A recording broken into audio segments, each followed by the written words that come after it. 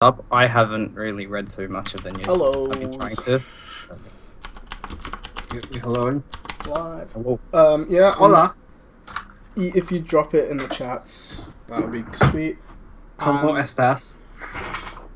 Okay, we just showed up as live for me, so welcome to episode 3 Of the Spawn Point Podcast. of the Spawn Point Podcast.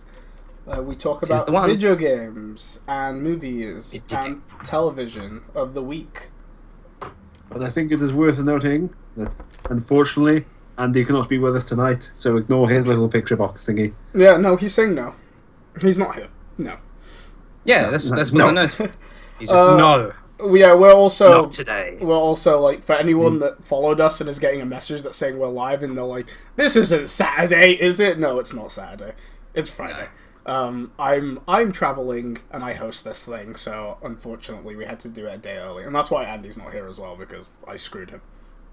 And the tweet has not been sent, so let me just... and Luke's getting a tweet out for us, but yeah. Live. We've got another announcement, podcast related, is we're going to be on hiatus next week for a little Christmas break. Everyone's kind of going all over the place, but we will be back the week after. It might just be Josh and me, but we'll be back in some form of like structure. Hopefully, in that period of time, we will have scrounged up some news if we don't forget. Mm-hmm. Otherwise, you can just sit here and listen to us babble. Yeah, For we an hour and a babble half. well. Yes, we do the. I'm we do drinking. babble. We'll babble for you. Yes, just you're for drinking, you, and we're babbling. viewer. I have a problem. Luke has a problem. This is Guys, news. everyone tweet at Luke AA. Do you feel that this Right sounds now. like a greetings to... Hey. Okay, right. Have we got Tweet to Luke AA. announcements out of the way? Is there anything else that we need to say before we get into this? I'm I doing mean, okay. towards the end of the podcast, we will be talking quite extensively about the new Star Wars movie. Yeah. We will let you know when we start talking about that, so we don't want to spoil anything for anyone. Before that, we're going to kind of give a rundown of it without giving anything away, just like our thoughts and opinions, I guess. Mm-hmm. So if you want to stick around for that, then you can. Otherwise, bugger off. Yeah. Up till then, the usual. Which for this week is really, really bland, because it's been a quiet week. Like a Yes. really quiet week. Well, to be fair, movies have taken up most of the announcements last week. And it's 'cause Christmas that time of time. year. Yeah, so it's like anything that was a big announcement that was going to happen has already been. So Yeah. it is the dry spell up until Christmas. Okay. The so only big stuff is TV. But we TV? won't say that. But we'll go for games first. TV. Okay, yeah. Games. So, anything that's happened in games that you guys want to talk about? I'm being murdered. You're being murdered? Myself. No, it's the game. Okay, carry on. GG. Come on, Luke. Well, Okay, I guess well- the biggest gaming news this week is more on Kojima. Some good news on Kojima, right?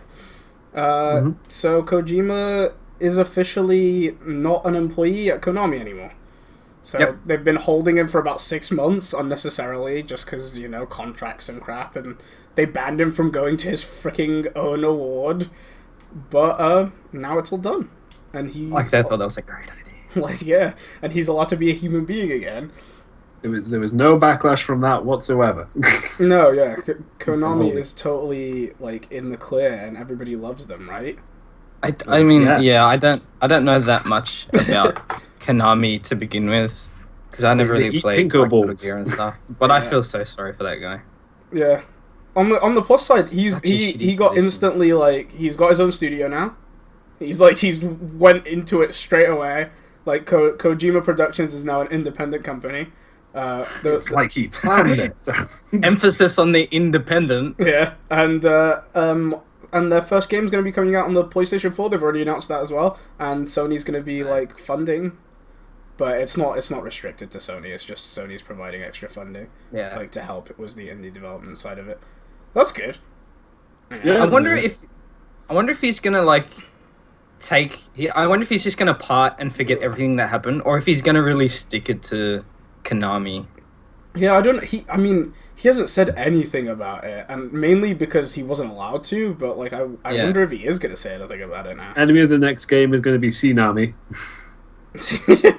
Yeah, he's just gonna like put that in there. He will be a slave master who is taking all the creative people in the world and using them to design weapons for him. Yeah. And eventually the boss is a giant pinko machine where your character has to run around and not get hit by pinko balls.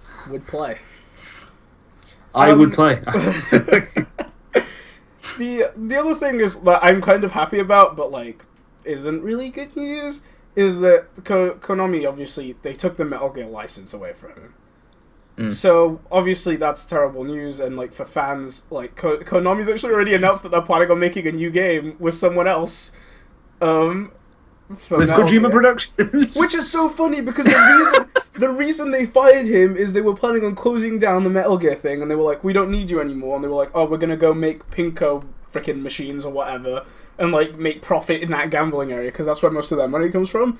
And then Metal Gear Solid came out and it was a hit, and they were like, oh my god, I forgot we could make this much money from video games, but it was too late. They fucked up. I got murdered. So So now they want to keep making Metal Gear, but they've lost Kojima, and they've lost the fan base. Because nobody likes them anymore. So they're not going to buy their weird, skewed version of Metal Gear Solid that doesn't have that crazy Japanese mind behind it. Like, because that's what people want. I don't know. I don't understand that studio at all. No. Like, freaking, it's so confusing. Like, of all of the Run by companies apes. that are, like, pretty confusing, they're right up there. But yeah, I'm interested. But like the reason I said I was happy about that is because I'm actually really interested to see what he does with a new universe.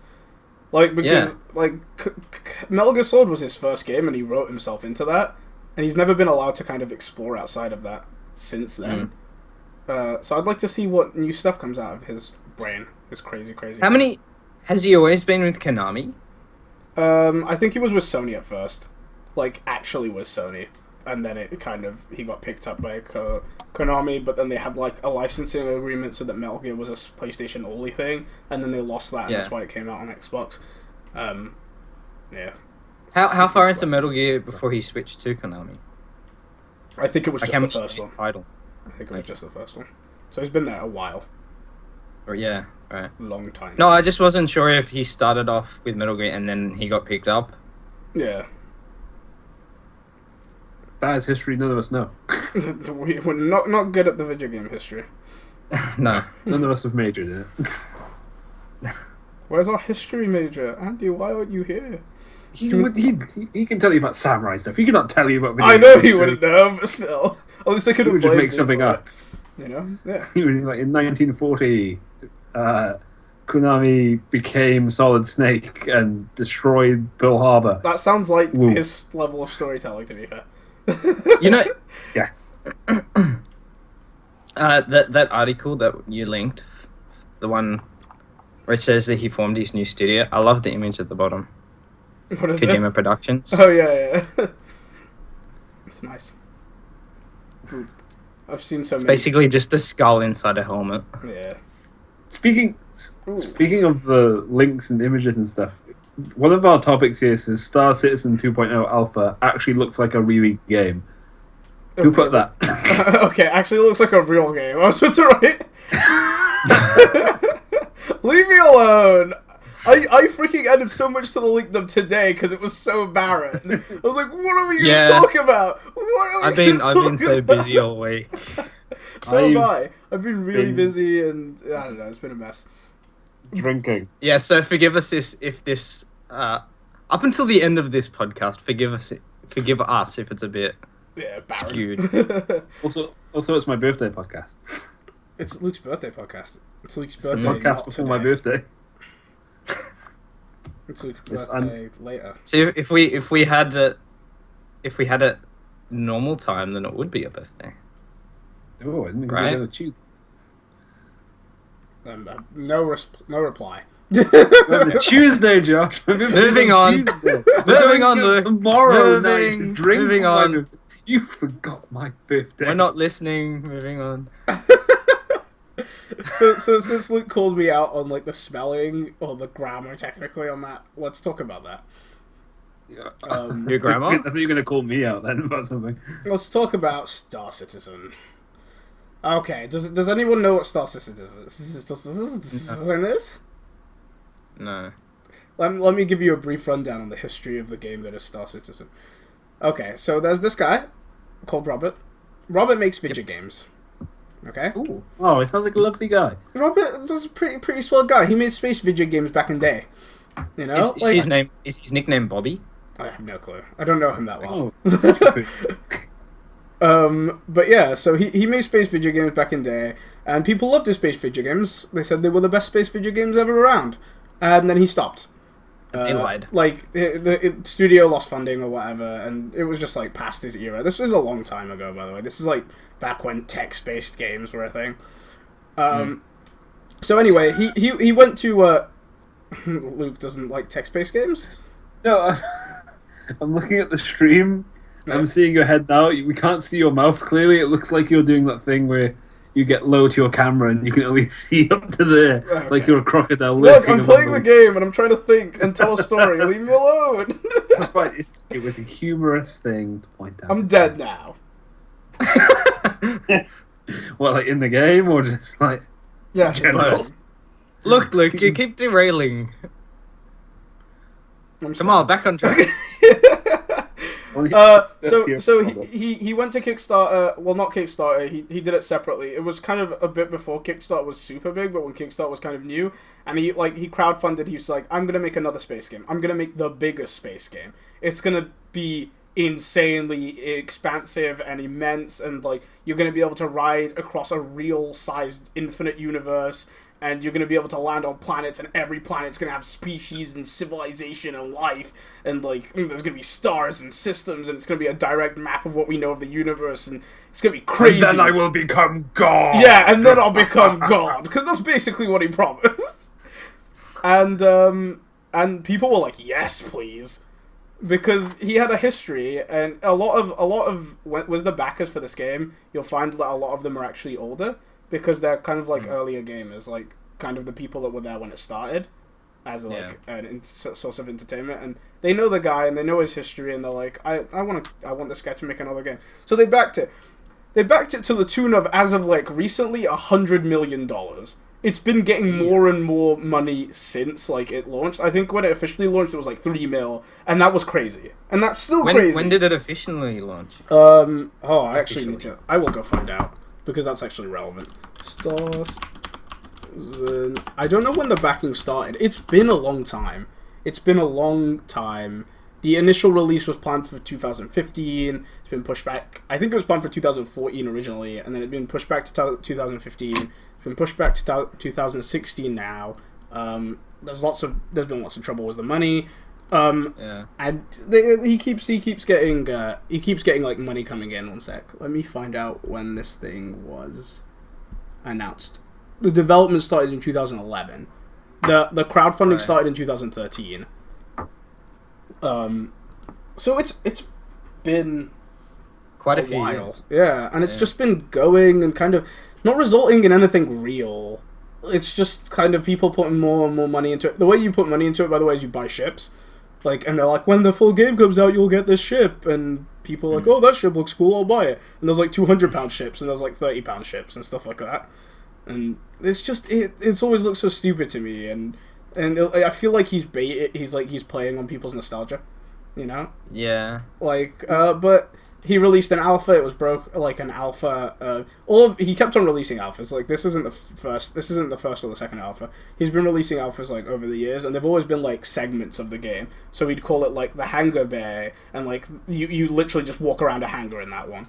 Like, and you could see the graphics and look at that plane that you bought, but you couldn't fly it. And then there was, like, there was a flying one that you could fly in, like, a tiny space, and that was, like, just to show, like, how flight would work and stuff like that. And they weren't really demos as much as they were, like, proof of concept at best. Yeah. So, I don't know. I felt like it was a risky thing, and I honestly, it never felt like it'd come to anything. Especially with, the level of promise he has given. So, last week, well, kind of this week, I guess, he released the Alpha 2.0, and you can get into a hangar, and you can get into a plane, and you can fly that plane out of a hangar into space, and you can go around space, and space has no loading times, and you can land on planets, and you can dogfight with other players, and you can do stuff. Like, you can play it like a game. Like an actual real game. So that's basically the news with Star Citizen. It's that it's actually making progress. That's the Wait. How is it played? Like, how do you get access to them? Well, you pre-order / crowdfund. Like, it's still going. Like, right now, it never ended. So you go to his website, you buy a ship. If you buy a regular ship, you don't get access till the end of the game, like till the game's finished. Sorry. If you buy a fancy ship, you get to access the alphas and stuff like that. You know, like crowdfunding. Like, the more money you put in, the more perks you get. Yeah. I don't know if that game will ever be finished. The promises seem too high, but they're making progress.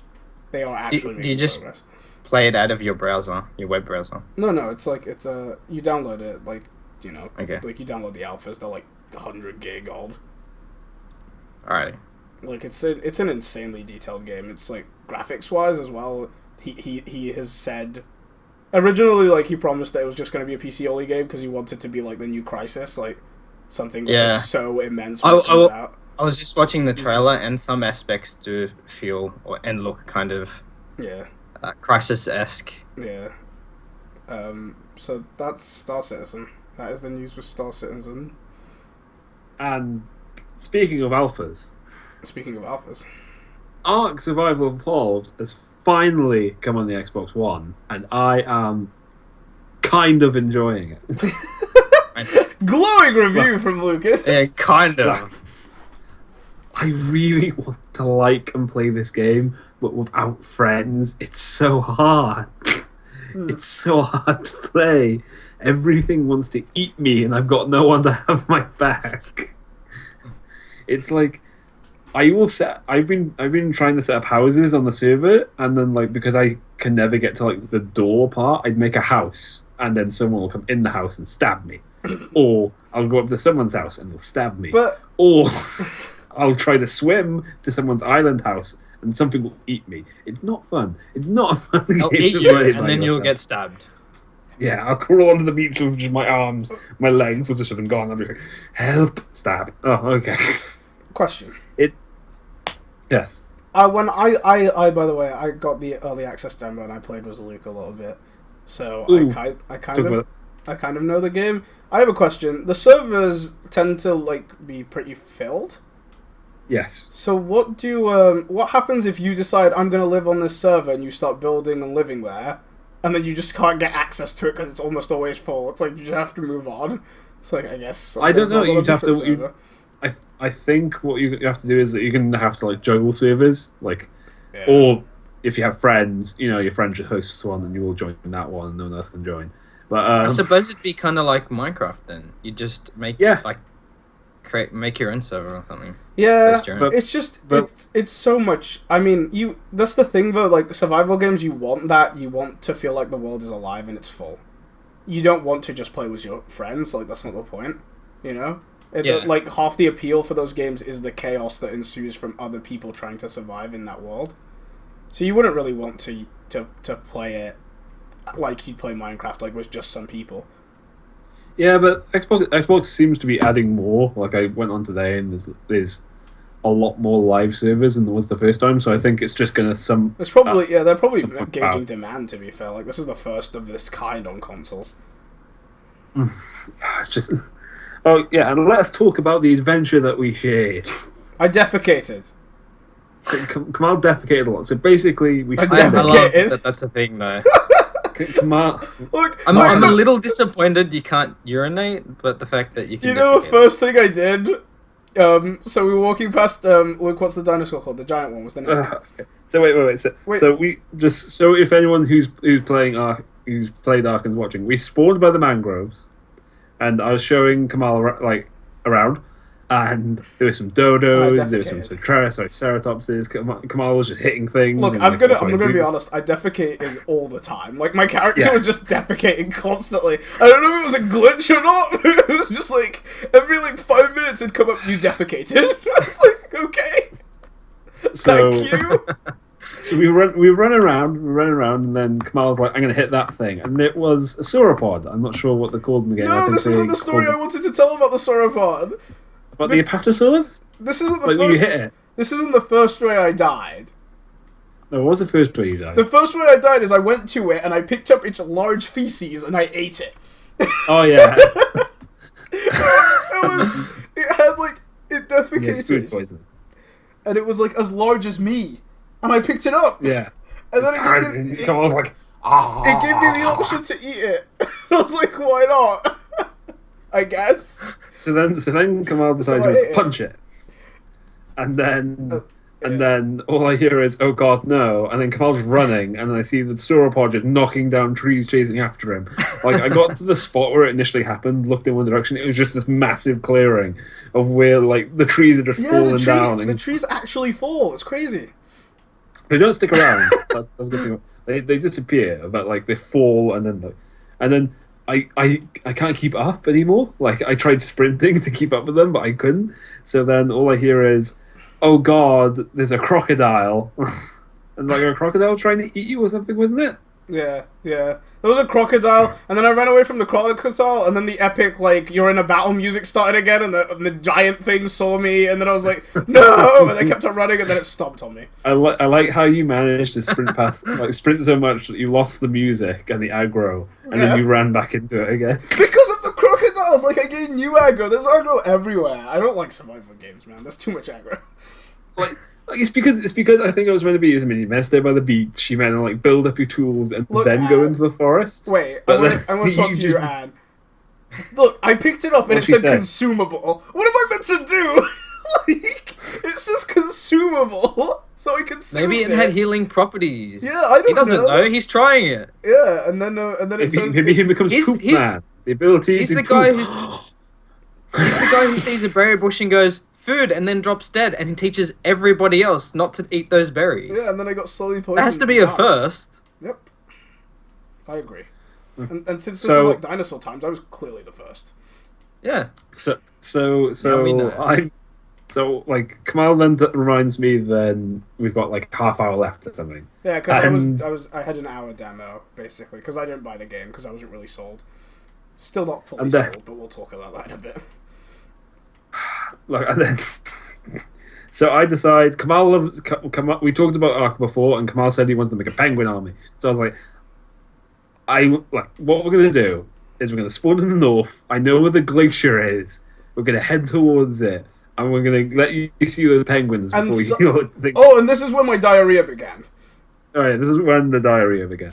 Kamal was constantly trying to find berries and eat them, and he kept pooping. And he was like, "I need more berries because I'm hungry." Yeah, look, I swear to God, I wanted to do something in that game, but I was constantly starving. And then I'd pick up berries and I eat them, and then I'd be starving again in no time, and then I defecate, and then I pick up berries again, and it's just a mess. So this is 10 minutes. This is 10 minutes of our time in the game. Me throwing berries at Kamal because he can't seem to get enough by himself. And I'm like, just stuff your mouth. Just stuff your goddamn mouth. So we start making our way over, and there's this section of river, I think it was. And we could either go around, or we could cut straight through the river. There was a rock. There's a big rock in the middle. There was riverbank, rock, riverbank. So I was like, you know what? Let's swim across because we'll save more time than going around the water. So we start swimming across. There's a megalodon. So we get on the rock. Just in almost at shore. I don't know what that megalodon was doing, but yeah. It knew where the food was at. Kamal. That's what it was doing. So we were standing on the rock for 10 minutes with Kamal munching on his berries, trying to get his hunger back up. Yeah. So we decide to swim for shore, and as soon as we get to shore, a Smilodon, which is a saber-toothed cat, just runs out from the jungle, and it's just At this point, I probably had defecated 10 times. Okay, carry on. just a defecation update. Okay. So do you just randomly defecate, or do you actually stop and? No, I'm just like walking around and then it pops up. You defecated. Like, I'm like, okay. Oh, I just like to Just imagine pops like out. cavemen back in the You day. could just turn walking around and pick it defecating. up. Like, you could turn around and go find it and pick it up and be like, okay, I have this now. So this Smilodon comes running at us, and I'm just like, I looked to the right, and there's a T-Rex, like, further down the beach, and I'm like, I'm not going that way. I didn't know what Kamal's doing. Because this is where we defecating. split up. This is where we split up. So I decide I'm going back in the water. Because cats don't like water. So I run into the water, so it chases Kamal, and he gets up on a rock, and it can't chase him anymore. So I come out of the ocean, just like trying to look for Kamal, and then the Smilodon sees me, so it chases me instead, and I start screaming to Kamal, "Where's the rock?"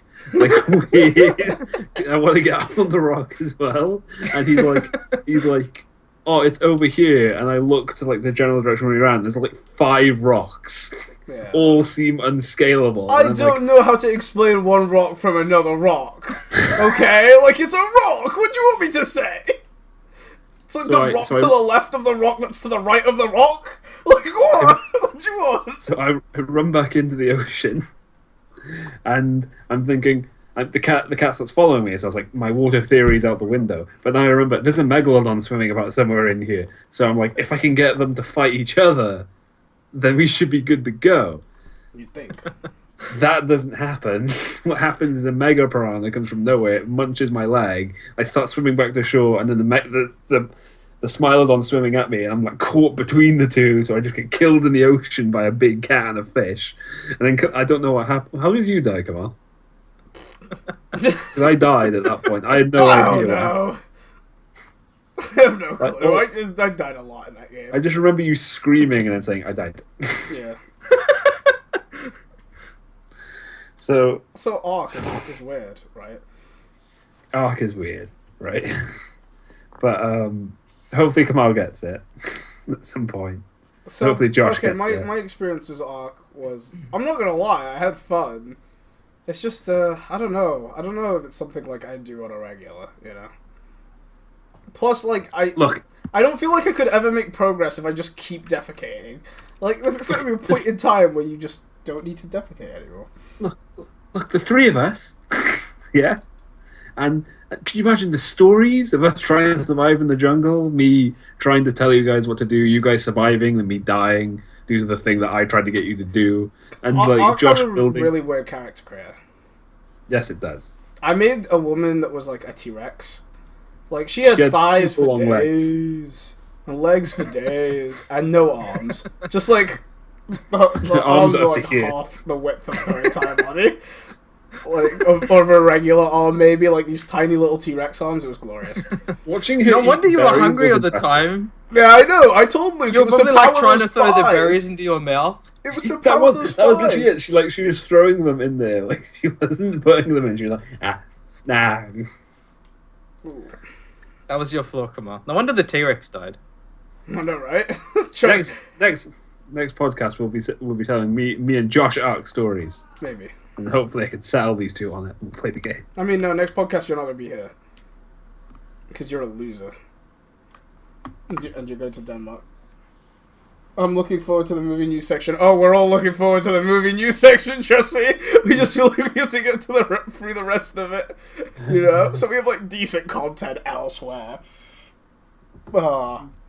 This isn't decent. No, Luke's life is not decent. Indecent, Luke. Indecent. Hello, darkness, my old friend. Okay, dokie. So while Luke, like, goes into his little shell of a being... What's the point of doing anything? Right, great. We're all alone in the universe. Do we have any other game news that we want to go through? Are we going to move on to, like, everything other than movies? Sure. I think we should go to movies and then bring it back to... Or we could talk This is about a- movies this and is then a- end with the biggest of them all. We could talk about One Punch Man. Yes, we could. One Punch Man next week, right, guys? Sunday. Is it next week? No, well, I mean, it'd be on next week's podcast if there was a podcast next week. But yeah, it's Sunday. It's this Sunday. When's the last episode? This Sunday. Oh, okay. Yeah, One Punch Man is a manga. It's amazing, and you should all watch it. And if you don't watch it, you're a failure at life, and you're a loser, and you should go home and cry. We're looking at you, Anne. Looking at you, Anne. Go cry. Facing your parent. There's not like anime. Look, Silly. I mean, if you watch cartoons, it's practically the same thing. And I'm gonna get shit for this, but anime is basically just animation. yeah. Let's be honest. It is, yeah. The difference is it's the art style. Yeah. And even then, that's like really broad, especially with modern day stuff. Like the art style switches up a lot. It's like, it's hard to. I don't like that people look at anime as a genre. Because it's not. It's like that's like looking at movies as a genre. It's like movies aren't a genre. They're a category that loads of genres lie in. But like saying I don't like anime is it just seems so ignorant to me, you know? It's like, I mean, you might not like the do use majority of the stuff in there, but like you can't like close that off. Like No. that. Yeah. I'm not I mean, gonna lie. sorry, yeah. I do use it in that way though, but I'm just specific to that style. Yeah. You know what I mean? Yeah. That's Like it's just because most people only know it as that. Yeah. But then isn't that just ignorance? Like, isn't that just pleading ignorance, really? Bow count. More bows. Always pleading ignorance. I don't know. I just consider it a subcategory with a bunch of other little subcategories underneath it. Like it's animation. there are It's categories. anime. It's like anime. I just take Animation the that just people- comes from Japan. Yeah, go on, sorry. You're too polite for your own good. I just consider it goes animation, then anime. So just to say that this comes from Japan, and then under that say anime action or just action, I guess, and then comedy, and then all the other stuff that movies would have.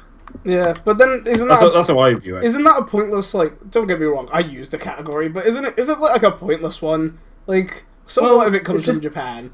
Like, that brings the old argument of, is Avatar an anime or a cartoon? And it's like, I mean, Yeah. it's an anime, but it's a cartoon. Like, it's got an art style that people would say is reminiscent of anime, and it's got a plot line that people would say is reminiscent of anime, but it's Western. Like, but like, who cares, right? Like, what difference? Yeah, I does know. it make? I would just say like anime. I'm using anime in the literal thing. It just comes from Japan. Same way I would use Bollywood. Like a Bollywood movie is basically a movie that just comes from Bollywood. Do you get what I mean? Yeah. No, I mean, it's just I get to say it. where it is Yeah, from. I know. rather than- I just wonder Actually. if there's any point in the category at all. Well, it's just to be like this is where it comes from. Yeah, but I get that. I'm just saying I don't know that matters. Well, I don't know. Like to some people, it's like I like seeing stuff from Japan, so it's easier to just look up anime rather than. What does that Animation mean, Japan. bro? Like, I like seeing stuff from Japan. What does that mean? Well, they like means the cultural stuff. They like the stuff that you'd usually find in Japan. So like they'd rather search for anime rather than Japanese animation. Surely, Or like, Japanese what cartoon. is the stuff you usually find in Japan? Well, just stuff that they would typically come from them, like the jokes that are in anime and the style that's used in anime, you wouldn't find typically anywhere else. I Like, don't know. there are some exceptions, but like the majority of it does come from this, so it's easier to narrow it down by using that word rather than just using incredibly specific words. Like action. Yeah. But like there's some things for action. There's action comedy, action drama, like action. So isn't you just have that. action anime, I don't know. I feel like drama anime. Yeah. It's just Sorry, words I that make looking for things easier. I guess I don't know. I've seen such a wide variety of them that doesn't like. I don't feel like they follow any actual arc. I feel like anyone when they say generally like they have this feel are people that just watch shonen stuff. So like Naruto and Bleach and One Piece and crap like that, and that's all they've ever seen. But that's not really anime anyway. Like that's just a tiny subsection of it. Like it's weird to rate such a big thing on that. Like they vary so much. Like if we talk about popular ones, Like if you look at freaking Full Metal and then Evangelion and then like all of that stuff, like it's so broad. And then you've got enemies. There's so much different art styles. There's so much different, like Studio Ghibli is technically anime, but loads of people would argue it isn't, just because they don't want to like anime, but they want to like Studio Ghibli. No, don't. It's weird. You could talk about this all day. Yeah, we could. I was trying to talk about One Punch Man. Yeah, I know. One Punch Man is amazing. It is. It's so funny. It's alright. It's so funny. Shut up, Luke. It's amazing. It's amazing. It's okay. No, it's pretty good. It is. It's so funny. It is. It's great. Dude. Pop. You should go watch it. I finally People broke who 100. has not seen. Ugh. Okay. So You won't? yeah, there's just one episode left, and then we're done. Forever. Yeah, Ghibli stuff is amazing, just generally. Like, I'm kind of ignorant to anime in general. yeah, I used to watch it a lot when I was younger, but not so much for years now. yeah. I don't know. I had this argument with Tom before, and it's just it bugs me when people like, oops, I needed that weapon and I didn't get it. It bugs me, like the general public perception of it is, it's not even the public perception. Like it's even like a perception that most like fans bring upon to it, and I just don't agree with it. And I guess that's just me. No, I don't either. It's like I once mistook what's it called? Fuck, I can't remember what it's called now. The Last Airbender? What's that? Yeah, Avatar. Avatar, that's the one. Because that's not technically, as some people would say, we'll call it anime, right? Yeah. That's American made. Yeah. And I got picked to pieces about that one. It was like, I mean, it's the same thing. Yeah. Just because it's done in that style, it's still technically anime Yeah. by the definition of the word. The stigma, yeah. It is. Yeah, Like, it is. According to Zach, like, it really is.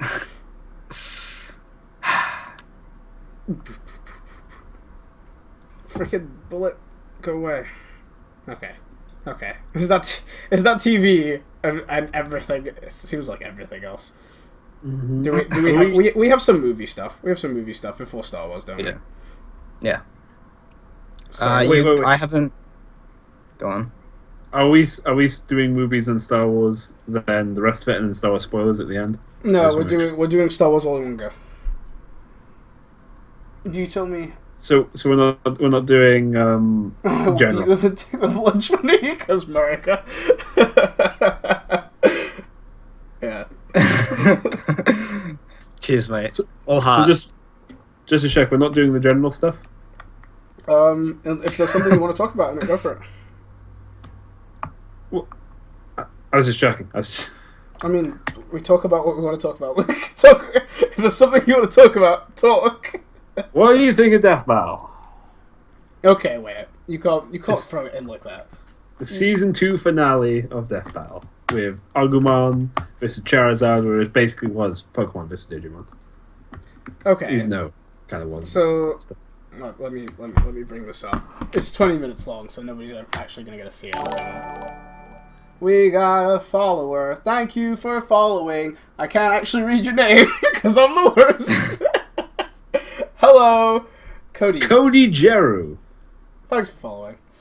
Cody Jero. Hey. Welcome to Spawn Point. We're a podcast. We talk about weekly news and we play games where I gotta kill you because I'm a. There's just slightly more information down the bottom. I'm just going to call you Cody. Um. I'm gonna call you.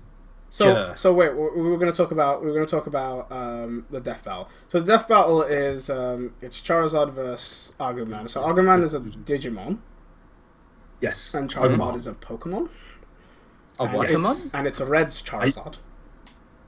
It is Red's Charizard, who he trained I think they're using the latest anime depiction of Red for this Charizard. Yeah, can I One say making like, Mega Evolve. Red is Charizard. mega cool.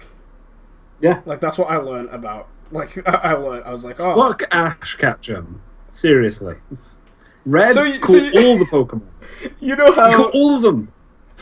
Yeah, you know how, like, in the, I'm bringing it up now. This episode of You know how, in the show, like, Ash has been trying to do the exact same thing for, like, his entire life. And, like, he's never been growing, and he's just been continually doing this one thing. Well, Red does all of that in a year. He just gets it done. Yep. He just does everything. He's like, I'm out. He's like, I'm a kid with nothing else on my plate. Also, I'm going to defeat the gym leaders during that period, because that's a good thing to do along the way, I guess. Yeah. And you know what? I'm going to discover Mega Evolution, because I'm a boss. He's got nothing on time, mine. Yeah, so they fight. Spoilers. You've got a second to mute if you care about the winner of this death battle. Charizard lost. Yep. And Red lost. Oh yeah, and Red lost because it was a death battle. But yeah, so that's what happened. I mean I agree with it. Yeah, I do. I see a lot of people being a bit hurt about it, but at the end of the day, Well, it's a death battle. People are always going to be butthurt about it because, like, you know, it's fans. Like, it's two fandoms clashing. Like, there's no way everyone's. Unfortunately, we don't live in a world where everyone can go, good point, I value your opinion, I'm going to move on. So, we're stuck with this. yes. Oh, I can't wait to get to movies. It's Damn you. Yeah, Damn so... you. No, okay, do you mind if I skip to the end of this and show, like, the ending? Or, like, while you talk about it? Because it's so long. Well, I just want to point out they nailed the voice acting in this episode. Like, I like the voice actor for everyone in here, especially Agumon. I felt like they did a really good job of that. Yeah. So you've got Charizard. There's the thing in Digimon. Like in Digimon, the character, at least this character, can evolve 3 times, at least. Yes. Like I think there's an in between one as well of like 4, but like there's 3 major ones. There's Agumon, Greymon, Metal Greymon, and then I forget the last one. Look at that. It's so gory. So, I have a question about death battles in general. Just because I've never really seen one. How do they calculate who wins? They go back. They go into their backstory and they like they try to measure their power and their abilities and like how they contrast with the other person's power and abilities. It's not a. I'm gonna be honest. Like this is my opinion on it. I don't think it's a great format. Okay. It's kind of like because you're taking 2 universes that have like different levels of power and different like levels of what is strong and what is weak and what is just and what is evil and stuff, and then you're clashing them. I feel like there's something wrong with Luke. Hello? Yes. Okay. Yeah. So, that's See, I don't see that as too much of a problem because they typically tend to pick 2 contenders that are from fairly similar standpoints. Like they never throw like say Pikachu against I don't know like Hulk because that's not an entertaining fight and that's not a matchup people will be interested in seeing. I always feel like they throw person A against somebody of kind of near equal strength person B. I mean, I agree. Like, but at the end of all I'm saying is at the end of the day, it's for entertainment. Like, it's never gonna be like an actual fight in that universe. Are the matchups? Sorry, I was just gonna say, are the matchups chosen by fans, or do they do it, or is it both? They used to do that, but now they typically, because of how they do the animation, they have to do it like a month or 2 before, so they typically pick it themselves now. But like they do pay attention to what fans want. Like they don't just like we're going to do this because that's what we're going to do. It's like, well, what do people want to see? Like, fair and enough. Also, I feel like the matches are fairly well thought out, and also the animation is pretty good. I haven't seen the Digimon anime, by the way, Ben, but I want to because Because why not? Honestly, like, I've seen the old one, and I kind of just want to see how, like, big contrast was that one. Because Digimon's TV show was way better than Pokemon's TV show. Oh, most definitely. And Pokemon's games are way better than Digimon's games. Oh, most definitely. Digimon. I barely remember the cartoons for both. It's been Digimon so had long. cool music and evolution. Digimon. Like, that's all I wanted as a kid. I mean, I feel like now, especially, Yeah. their names, Digimon names, are a lot better than Pokemon names. Oh, yeah. I don't know what they've done with Pokemon, but like, Yeah, well, Digimon, I think, it like... just seems so much more ridiculous. I think the individual characters in Digimon are much more special because there's not, like, a sea of them, and the goal isn't to just, like, have this, like, little collector's closet full of them. I mean, I get why you'd add more Pokemon, but like, at least make them decent. Look, it's hard. Oh, what It's about the new hard. Pokemon, though, guys? Oh, The yeah! fire-water type. The one that's broken Pokemon. The I don't- Pokemon I that don't has broken Pokemon. I don't understand. Why would you make a Pokemon that is both fire and water? Mm. Like, that's the most basic of clashes. I don't know. How would you even beat that? It's a legendary. Zach makes fun of It's a legendary. Yeah, Pokemon. so it won't... in official tournaments, they don't let you lose yet legendaries. So on the plus side, like, you don't have to worry about that. And legendaries are broken in general, to be fair. They're meant to be kind of like Some of them meant are to be- closer to like battle ready than others. I know there's been some arguments about whether the legendary category should be like banned from tournaments completely or just on a specific base. Because I know some legendaries are actually like kind of regular Pokemon, but most of them aren't. You beat it with ground. That says. But Okay. but a ground type is weak to water. I don't know. Oh, I thought you meant I didn't know as if it was. No, it is weak to water. But yeah, it's just I don't because It's. Yeah, I don't even know what to make of that. This is the first time I've heard of it, by the way. It's I forgot what it's called. What's it called, Joe? It's called Volcanion. Oh yeah, I love that name. So bad. Volcanion. It's like a canyon and a volcano had a baby. Like, where does the water come in for that? I get where the fire part is. Canyon? No. Ion? I don't know. aqua. I'm throwing things out. I'm sorry. I'm just saying aqua. Yes, it's aqua. That is Spanish for water. All right. Well, we're halfway through. Halfway through our list, like this is. Let's face it. We'll get the Star Wars, and then we'll talk about Star Wars. I mean, we're halfway through through our podcast length. I know, but like we'll get to Star Wars. Then. Oh, I mean, that meant that's what I nothing mean. lost. I mean, like, you don't need to drag anything out anymore. You can go freaking straight to Star Wars if you want. Oh, we're not doing Laser Team or Star Trek. Oh no, we're gonna do Laser Team and Star Trek. Yeah, first. Oh, okay, just check. Anyway, that was Death Battle. Laser Team. We won't be. Laser Team. Who I've been here seeing enjoyed the Laser Sorry. Team trailer? I liked it for the most part. For Yeah. the most part. For the most part, I had some little nitpicks. Okay. Is this What are these nitpicks? see the exclusive? One sec, I'm just getting the trailer open to make sure this. Oh, that's loud. Oh, okay. Bad volume. Yeah. I'm trying to get the volume to a level that all listeners will not have their ears cry about. Okay, so Laser Team is Rooster Teeth's movie. For anyone that doesn't Yes. know, it's their first like feature-length film. It's got some of the actual like main people from Rooster Teeth in it, so that's nice. It is. What is Rooster Teeth? Hello. No, I'm talking to the chat.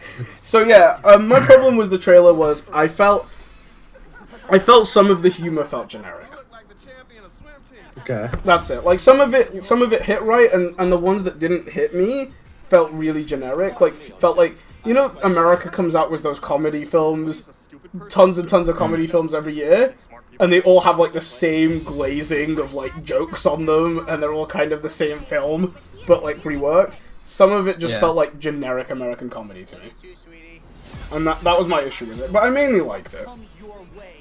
Yeah, I think I'm being hopeful, but I'm hoping they save some of the better stuff for the actual movie itself. Like that's always I feel like that's always a 50-50 with these comedy movies. Like it's either they've shown all the best. Thanks for following. Sorry, we got a button. But like it's usually 50-50 with these types of movies. It's either they put all the best jokes in the trailer, and then the movie, you know, is kind of. They did say I watched the podcast, and Matt said specifically they polled everyone that's seen the movie. They got what scenes people uniformly like said were the best, and they made sure none of those were in the trailer. Good, okay. So, I mean, you can guarantee like while they did use stuff that they considered good, obviously they didn't put the best stuff in the trailer. Yeah. I hope that is the case, because I mean, like if I liked half of that and there's much better stuff in the movie, I'll probably like the movie. Yeah. This is my favorite scene is with the Ash though. Another one, and another one. Like my favorite scene was with the Ash where he's like, "Where's your orderly?" And he's like, "I don't know." And then like, he brushes the Ash from his foot to the side, and it's just like, is Laser Team not screening in Denmark? It's screaming in Wales.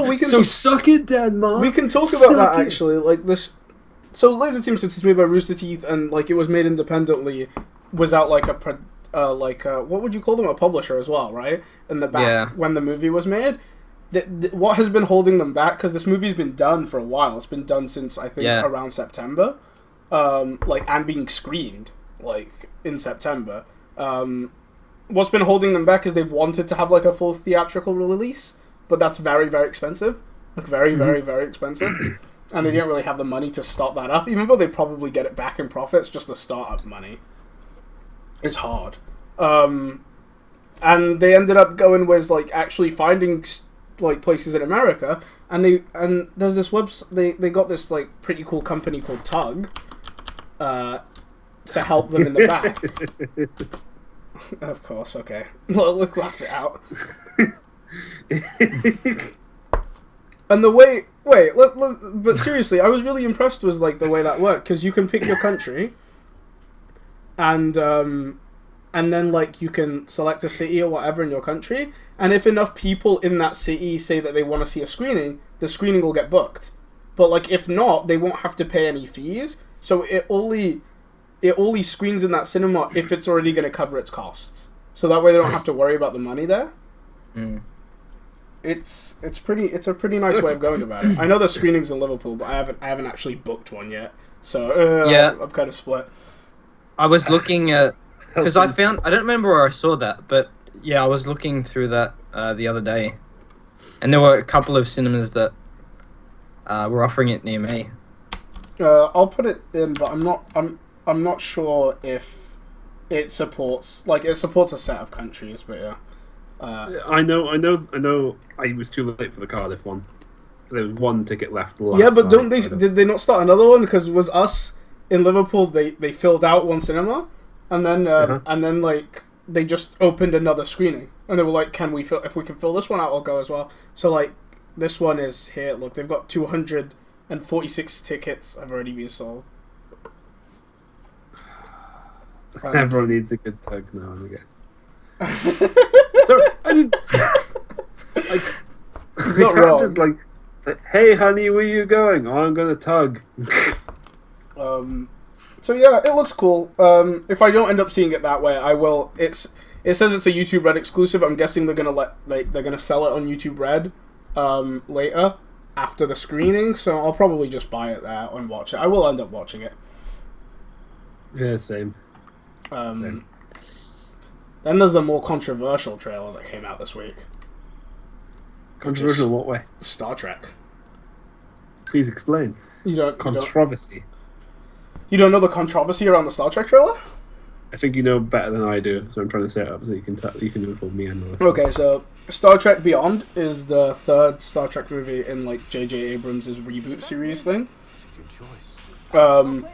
And it's like, the controversy surrounding the trailer is apparently, and I quote sources, like, that we'll have in the link dump, is it was too Fast and the Furious-esque.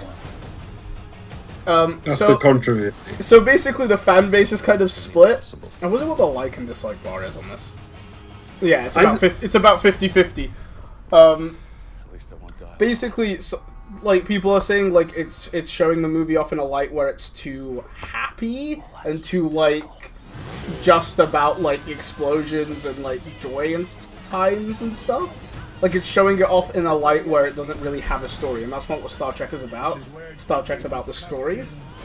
The other half of the people are like, it's a fun trailer and it doesn't spoil anything. Surely that's what I was want. just thinking. Yeah, Like, but I can understand because, like, with Star Trek fans, they're more used to the whole, like, not seriousness, but just like knowing that the movies are typically more dramatic and a bit more like yeah. I get that. Like, Yeah. I didn't like the trailer, but not from that. I didn't like the trailer because that's how it was shot. Because if the movie's not like that, I'm going to be a bit. It's not according to J.J. Abrams. See, that's what I mean. That's what I mean. Well, like, I mean, it's got all those scenes in it, but it's still like what he's trying to say, and obviously this is what he's saying. He wants to sell his tickets, right? He says it is a Star Trek film at the core, right? Yeah. And like you said earlier today, outside of this, like, people had some issues with Into Darkness, and he said, like, basically, the first one was great. Everyone agrees that the first one was great. He's like, I learned from my issues with Into Darkness, and, like, this is going to be a well-rounded Star Trek film for Star Trek fans. Yes. Yeah, I agree, Zach. JJ's, like, freaking on point right now. Like, just let him do his thing. Yeah. But, agreed. But yeah, so some people were worried about that. Simon Pegg actually came out and said he doesn't like the trailer. Simon Pegg's in the film, and he said he himself doesn't like the trailer for the same reason the fans didn't like the trailer. And he was like, but I get that the marketing team needs to sell tickets, and this is what sells tickets. And then he was just like, to fans, like, I promise you will get a Star Trek film. Like, you are getting a Star Trek film. Yeah, that's fair enough. I mean, I'm kind of glad anyway. I mean, I don't really I try not to watch too many trailers for things I really want to watch, just because I hate that they just throw in the best bits of the movie, and you're in the movie, and that was the only good thing about it. Like, well, I already knew this happened, thanks. I get that. It's, Look, for me... Sorry, yeah, go. For me, it's just, I don't like things... I've been misled once... Well, the drink's really started. I've been misled once this year. By who? Halo 5. Oh, the whole hype around it, the whole trailer showing Chief versus Locke, and there's going to be an epic battle between the two, and like the game being nothing like that, that really stuck with me, and I did not like that one bit. So I just don't want it to happen again too soon. If you get what I mean. But wouldn't you argue that that's better than having it spoiled? I would rather not get. I understand from a marketing perspective this would be a nightmare. I would rather get not much than be misled by the game, because I thought... Because what would have happened in-house was the Star Trek movie, and I can't speak for Halo, I felt like they were trying to mislead, that's the difference. Was the Star Trek movie, I felt like J.J. Abrams told them... Because we know J.J. Abrams, like, as a director, hates putting anything that's relevant to a plot twist in his trailers. He hates that. Like... He did his whole TED talk, I don't know if you guys have seen it, about how films are mystery boxes, and like it's all about one mystery to the next mystery, and like that's his style, and that's like what he wants in his films. So I feel like he probably told the marketing team, you can make a trailer, just don't put any of this in it. And then he basically listed the entire film. They were like, what are we gonna do? And I can get that, but then at the end of it, I can see why he's trying not to do it. But what he's done, I feel, is something worse. You know, I watched the trailer. I was not that excited for the Star Trek movie. In fact, I felt as if they were selling out a bit based on the trailer. Which obviously now that JJ and Simon Pegg has come out and said, like, it's not going to be like that, I'm feeling a bit more relieved. Yeah. But just based on that trailer, I was not going to see that movie, because I was like, that's not Star Trek. Yeah, because I was into Star Trek enough to trust, like, to see that though. Like, they had won my trust enough was the first two movies that, like, I would go see that film. If that film then screwed me over, I wouldn't watch them anymore. But not from a trailer. As a Star Trek fan, I would have watched it regardless. Yeah, right. It just didn't look good to me. It felt like, because there's this culture now where most of these big movies, like say the Avengers or Star Wars or Star Trek or any others, there's been this thing where there's drama but there's jokes, like the jokes help you get through the film, help you appreciate the film, or bring some levity, so like all this darkness going around it. Yeah. I felt like maybe these guys may have just gone overboard with that, if you know what I mean. Like, just made this kind of dark film, but like that's the impression I got from the trailer. So based on that, I was like, I'm not excited for this. Well, basically, expect a new trailer soon that's in a completely different light. Because from the reaction he got now, he's going to have to release a new trailer. He's just going to have to. I know they can't do it every time, but the Star Wars trailers were so good because like they showed you clips or whatever, but they didn't reveal anything about the movie. But they were still good trailers, and it made me want to see the film. It's like I don't remember the Star Wars trailers. That's like a J.J. Abrams thing as well. So I'm not saying they can hit the nail on the head every time, but you know it goes to show that they can get it right without doing beyond this. Yeah, I mean, you got to also keep in mind that the marketing for both, or the people who did organize the trailer, would have been two different groups of people. Yeah, I get that. And the trailers are less the director's job and more the marketing team's job. Yeah, but it's just just based on this one, I was like, I did not want to see this movie. Which is fine. I probably have changed my mind after seeing more, but just based on that, I was like, no. Yeah. When is that meant to come out? Next year, right? Next year, yeah. July 22nd. So yeah, between now and then, there's definitely going to be at least one or two more trailers. Yeah, they usually go for at least 3. It just didn't look good in my books. It was just like, oh, okay. Especially when Scotty does that jump and like grabs his hand. Like, he's an engineer. Scotty, the engineer who like doesn't do all of this athletic stuff, does that impressive jump and then grabs the edge of the cliff, and I'm like, get out of here, Scotty. You've heard of stories where people suddenly they just do freaky shit under adrenaline, right? Yeah, I know. But it's just, I mean, like, he's holding onto the cliff with one hand, and I'm like, Scotty's doing this. And I mean, he did it in the second one, right? Or stuff like that. I don't know. Right? No, in the he first fixed one, the ship. In the first one, he was stuck in some tubes. That was like the most actiony thing I think I've seen him do. And then in the second one, wasn't he clinging to like a railing and he was just hanging there? I think he was clinging to Kirk, who was clinging onto the railing, and equally difficult. Oh yeah. Cook's, but like it makes more sense because Cook's got the tougher job there. This guy's just he's got the tougher job, but like he's still holding his body weight. If he was clinging to a railing, it would have been the same amount of like effort. Yeah, I feel like it would have been harder, but like, because how do you adequately grab someone's legs while not falling? That's a good question. Like without sliding down, like because if you're hugging him like this, I mean that's not really a viable way of clinging onto something. Yeah. I guess I just think too much of the stereotypical nude. I just think. I mean, I get where you're coming from, but I mean, it's not impossible.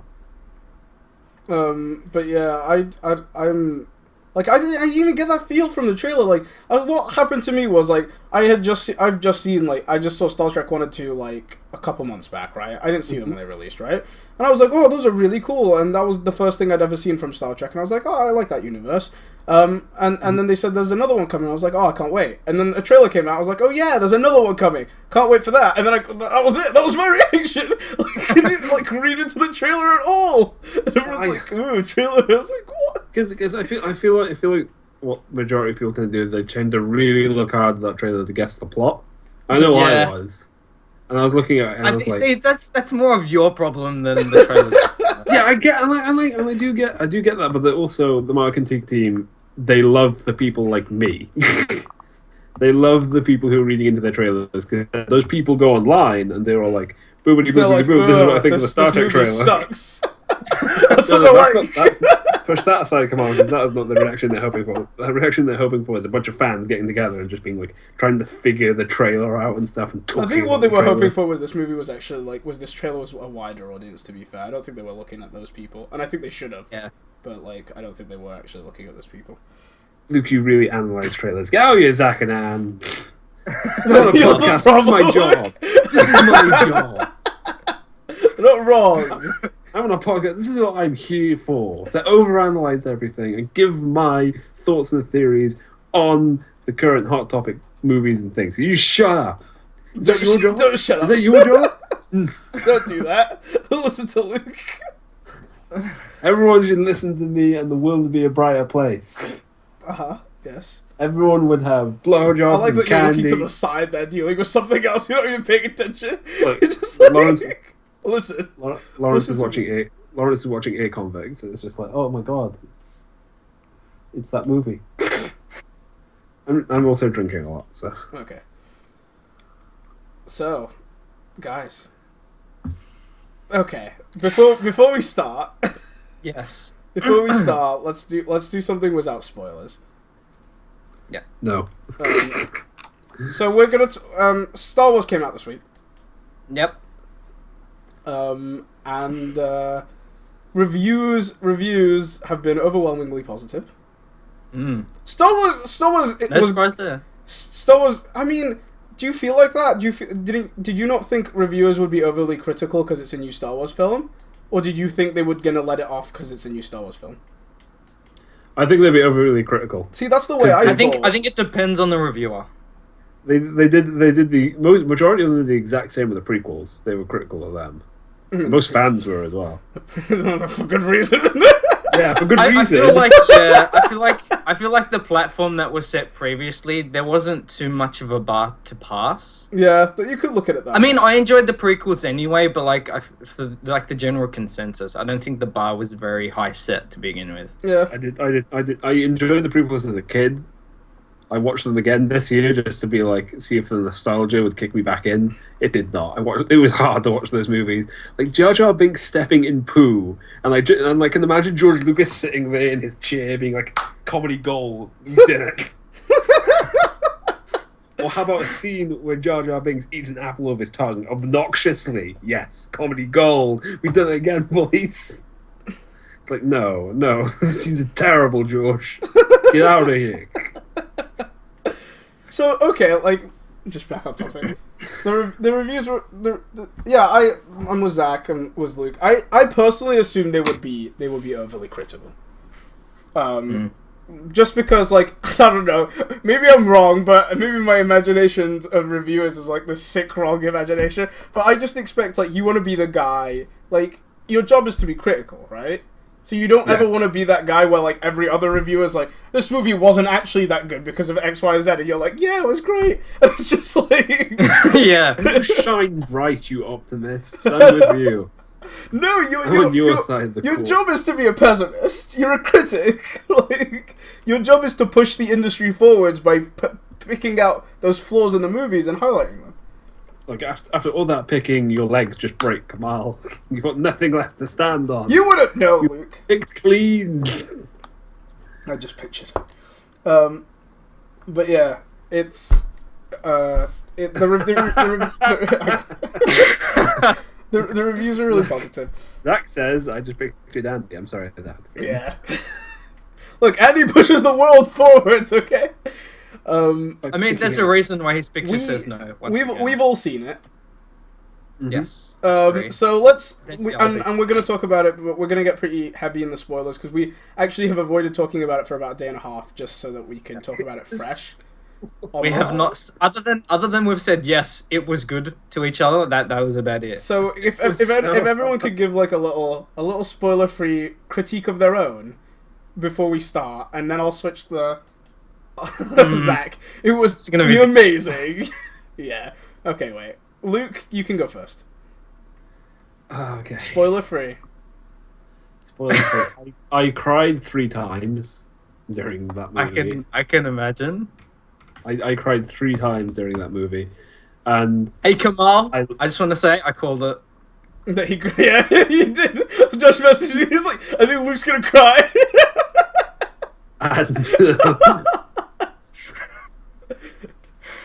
And it was overwhelming. Like afterwards, because I went to see it with my mate. Right there, the Guardian review title was like overwhelmingly. I was just like, yep.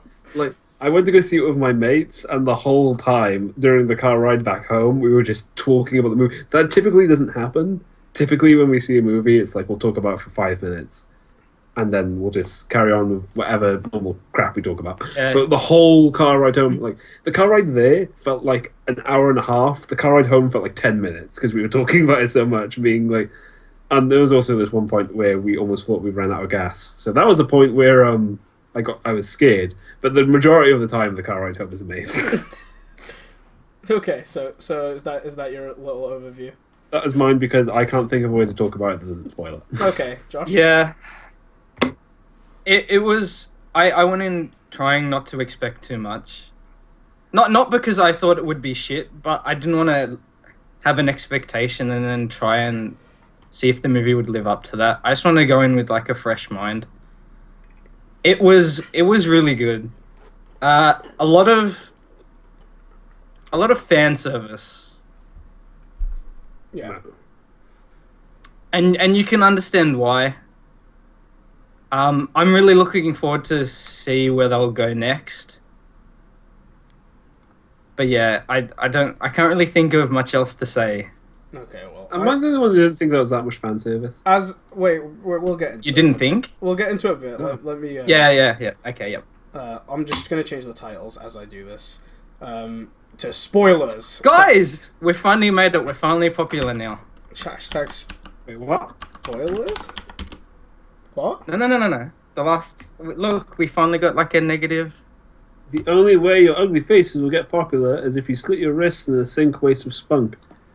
Says Stewart, 95. In a sink waste of spunk. Thank you. We'll make sure to do that next time. Okay. That's the sign, right? Whenever you get like a thumbs down or something, it usually means you've made it. It means you're on the right track. Yeah. Right. Sorry. Okay, so I added hashtag spoilers to our thing. I'll do my overview and then we'll go into like proper spoiler territory. Yep. It's a really good film. Like it's a really good film in my opinion. In my opinion, it's one of the best Star Wars films, if not the best Star Wars film. It's really well written. The story's great. The characters there's so much character in those characters. Like they feel alive, which is something I didn't get from the original trilogy. It's funny. It's freaking deep. Like there are moments that will make you cry. There's moments that will make you laugh. There's great action. It's got like almost everything. If you haven't watched Star Wars at all, like I know Anne hasn't and I hadn't before this film. Like I went and watched the original trilogy to watch this film. I would suggest go watch the original trilogy and then go watch that film. Screw the prequels, you don't need them. But it's worth the trouble. Like it's the film of the year for me easily. It's worth the trouble of watching the older three. The older three are good movies anyway, and then you gotta watch. Watch this film. They still stand the test of time. Yeah. Despite, like, if you keep in mind like their budget and like the troubles they had, they stand up. The original trilogy. This is. No, yeah. So it was good. Right. Okay. So going. I'm sorry, I was distracted. I'm sure you were as well. Yeah. I don't know what's happening in that chat.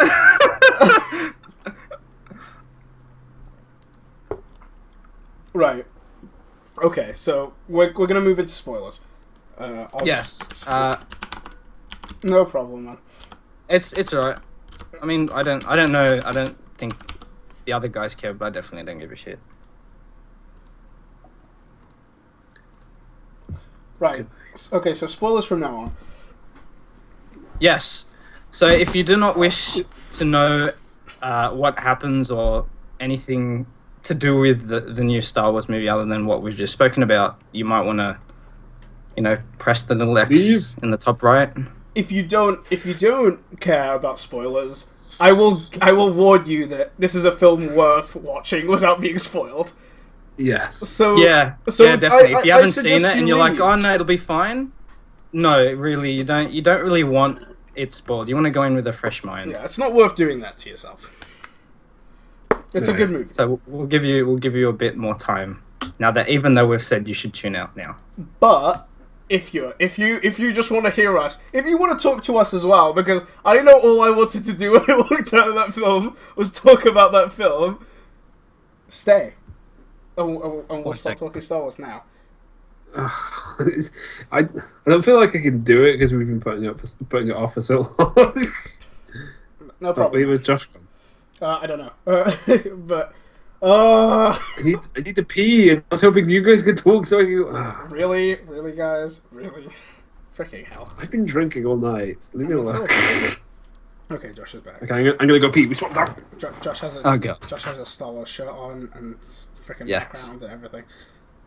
Oh, I got this too. It's to replace the ones that I lost. It's just a little USB, but it's cool.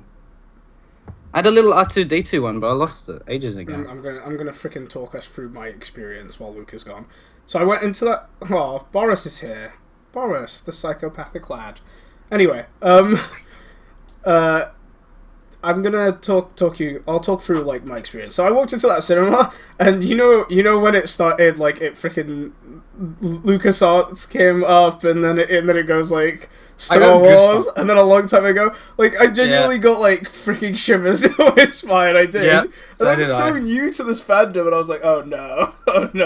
It's like everything about that intro, like even afterwards, I just like nudged my mate who was next to me. I said, "Get ready for the pan," and then that pans down. Oh, it's so good. It was. So, well. It took me 20 minutes into that movie to decide I was in love with that movie.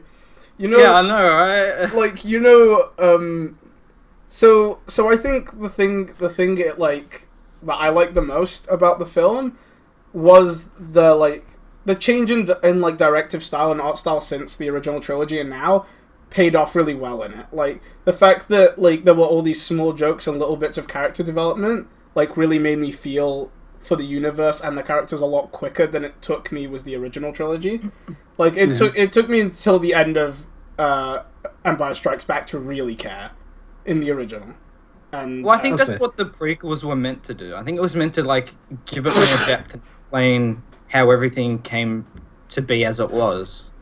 Which I think. But obviously, for certain reasons, it kind of fell short. I think. Yeah, there was not good world building in the prequels. Like because like. No, but I think that was the purpose of it. That was the intention. But was this one that was just everything from like freaking BB-8 giving Finn a thumbs up, like that was so good.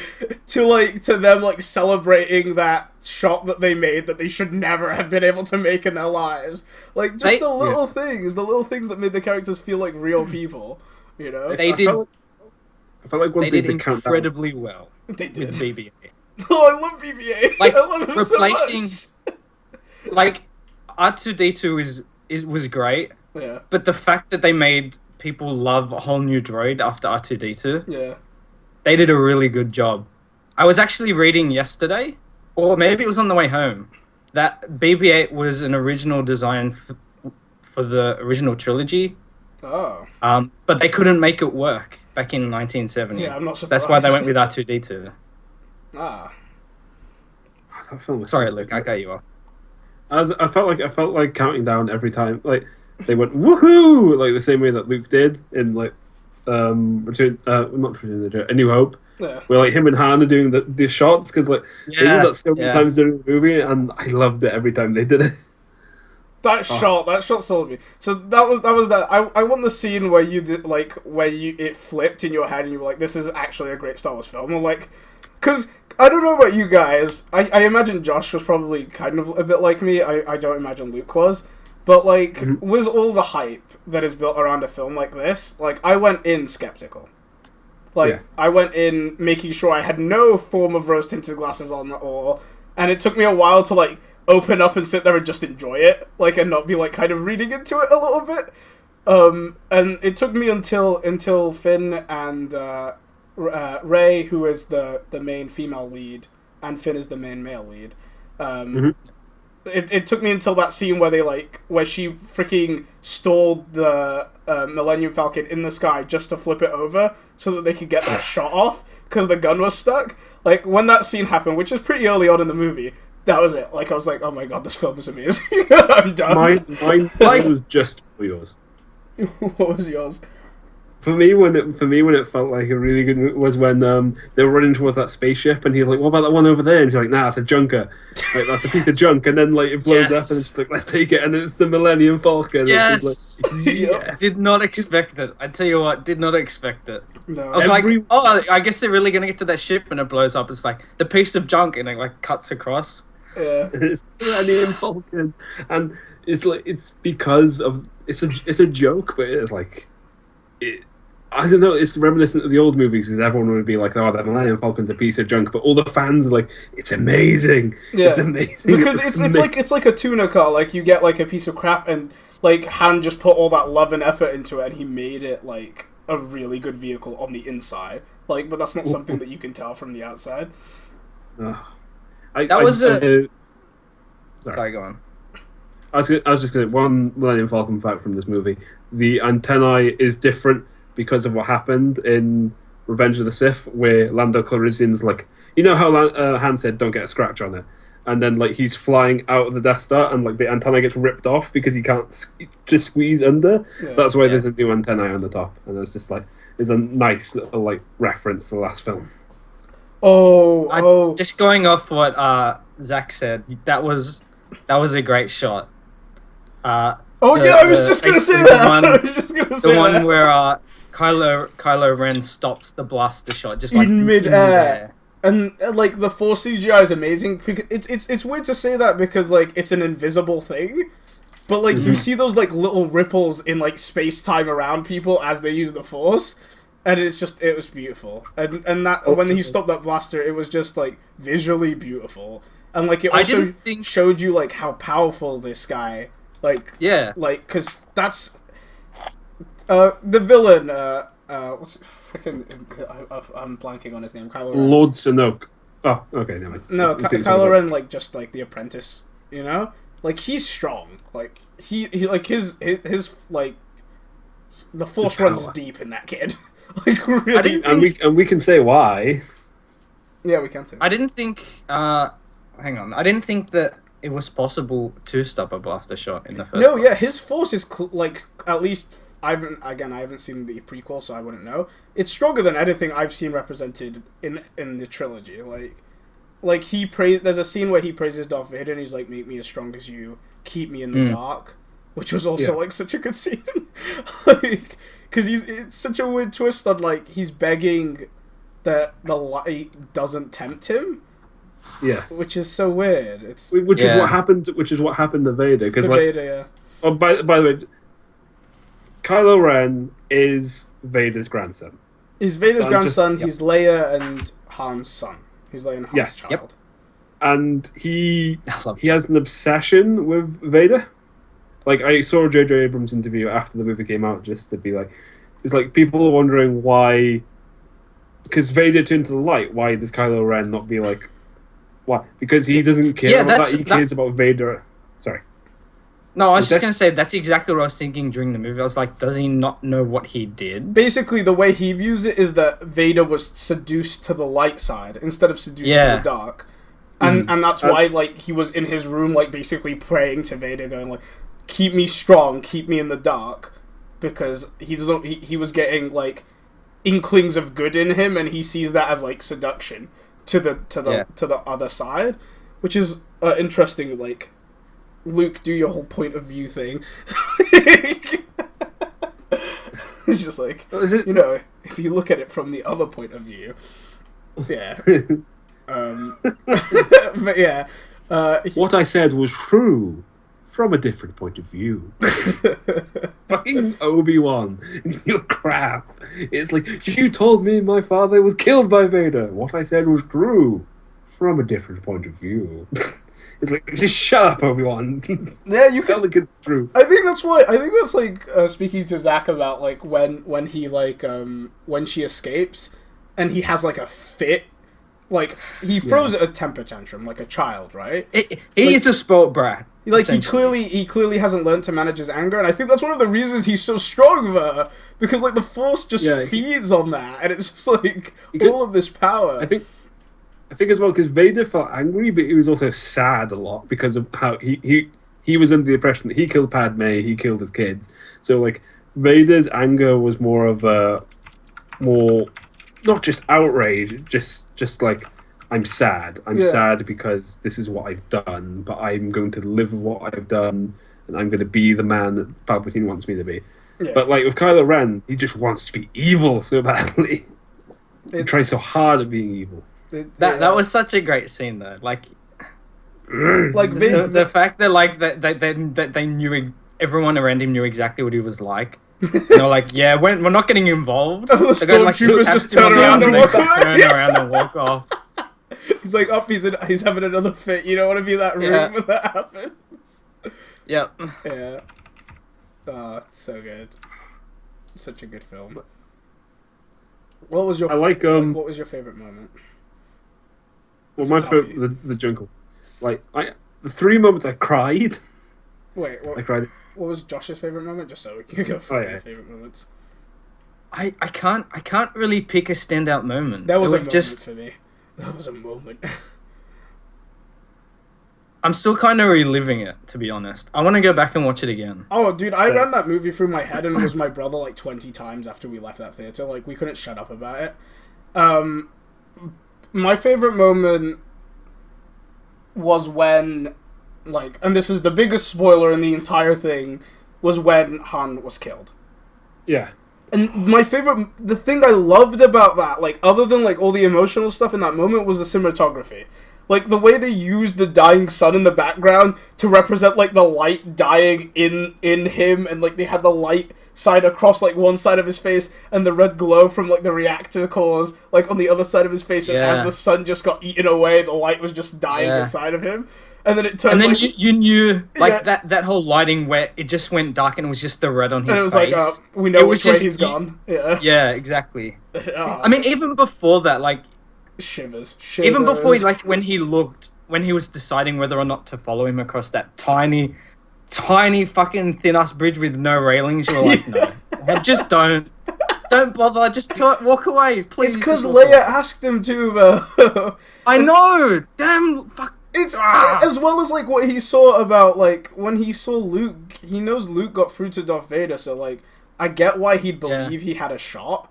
You know, it's like they know that there is a way to get through to these guys. Like they're not lost completely. No, for me, that scene was perfect because my mind changed. I think at least 4 times. Han steps onto the bridge, so I'm like, okay, Han's gonna die. Right. and then he's talking to his kid, and then his kid seems to be coming around to it. I was like, oh, maybe Kylo Ren will switch sides because you've got General Snoke, and maybe he'll get some other guy on board. And then Kylo Ren, the wording was perfect. He says, I'm not strong enough to do this. Help me. He gives Han the lightsaber and he faces it towards himself. So I'm thinking, holy shit. He's going to ask him to kill himself. To kill him. Yeah. Yeah. Like, kill him because he can't not be evil. And I was like, I thought that was it. That was like my end thing. I was like, Kylo Ren's going to die in this one because Han would rather kill him than... That's how I was going through it at the time, like in my head. And then... when I heard the thing come on, I expected it to just shoot through Ren, and then when it shot through Han, I was like, no. See, I did have I cried. I recognized the lighting straight away, and then I was like, I know what's happened. I know what's happening.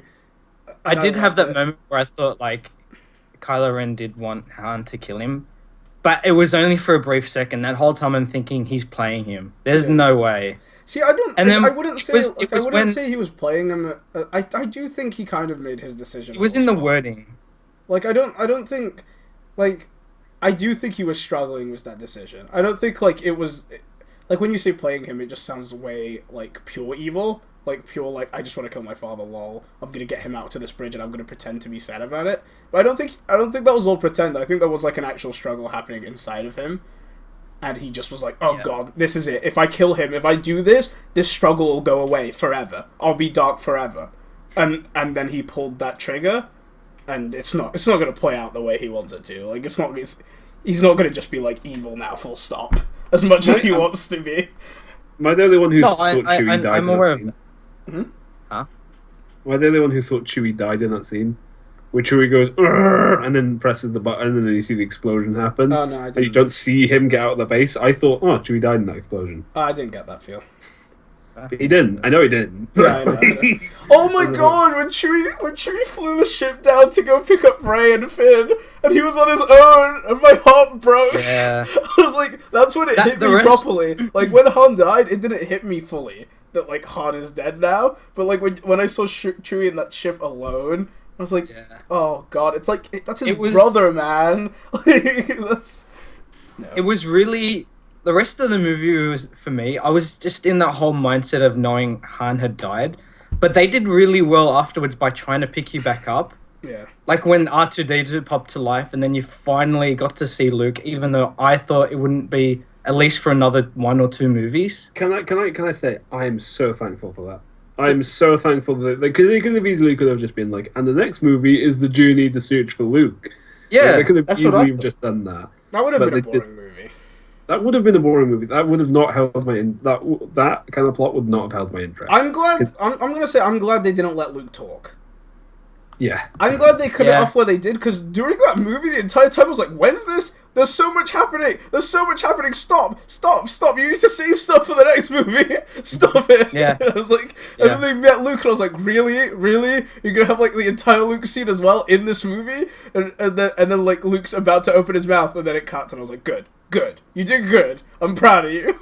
I was like, completely satisfied with that. Did anybody else expect Luke to like force grab the lightsaber from Rey? No. I expected him to say something. I did. I expected him to say something. I didn't expect him to take it. I expected him to say like anything, like because you've arrived or something. I don't know, like something.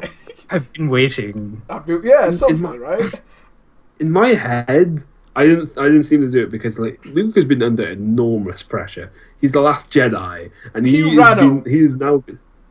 Yeah, he did, but like you can understand why he ran away, because he failed ultimately. Yeah, like but the what's that others got to do with him saying anything? Because for me, like, is that what you think? Do you think he ran away? I think he ran away. I think he was like, I don't. I don't think that's the thought path.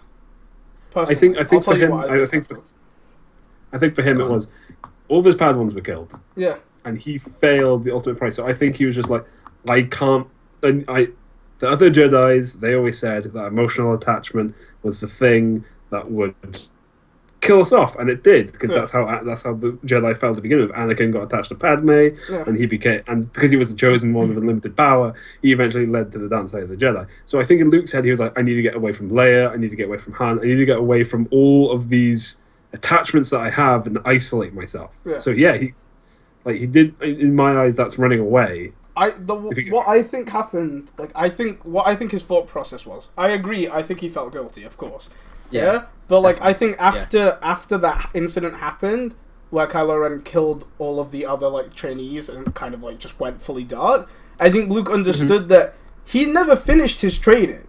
Like, he never truly lived the life of a Jedi. Yeah. Ever. It never ended up happening. So I think that's why he went looking for that temple, like Han said. To truly understand the Force, to go like and learn it at its core, so that then he could teach Jedi's properly, like so that he could actually have a proper full understanding of that, because he was kind of like he was half a teacher, really. He wasn't like Yoda, and he shouldn't be teaching people, to be Jedis until he's Yoda. I don't know. I just felt like he needed to go away and think and reflect on what happened. But I reckon like when they start that next movie, he's gonna be way more powerful. Like, he's gonna be way more powerful than anything we've seen from Luke. And I reckon in the next movie, like, we're gonna see stuff on that. What's he called? The evil guy. General Snoke. Snoke, yeah. Who- I think we're going to by see Snoke, who's going to also be, like, immensely powerful, like, beyond anything we've seen in any of the films.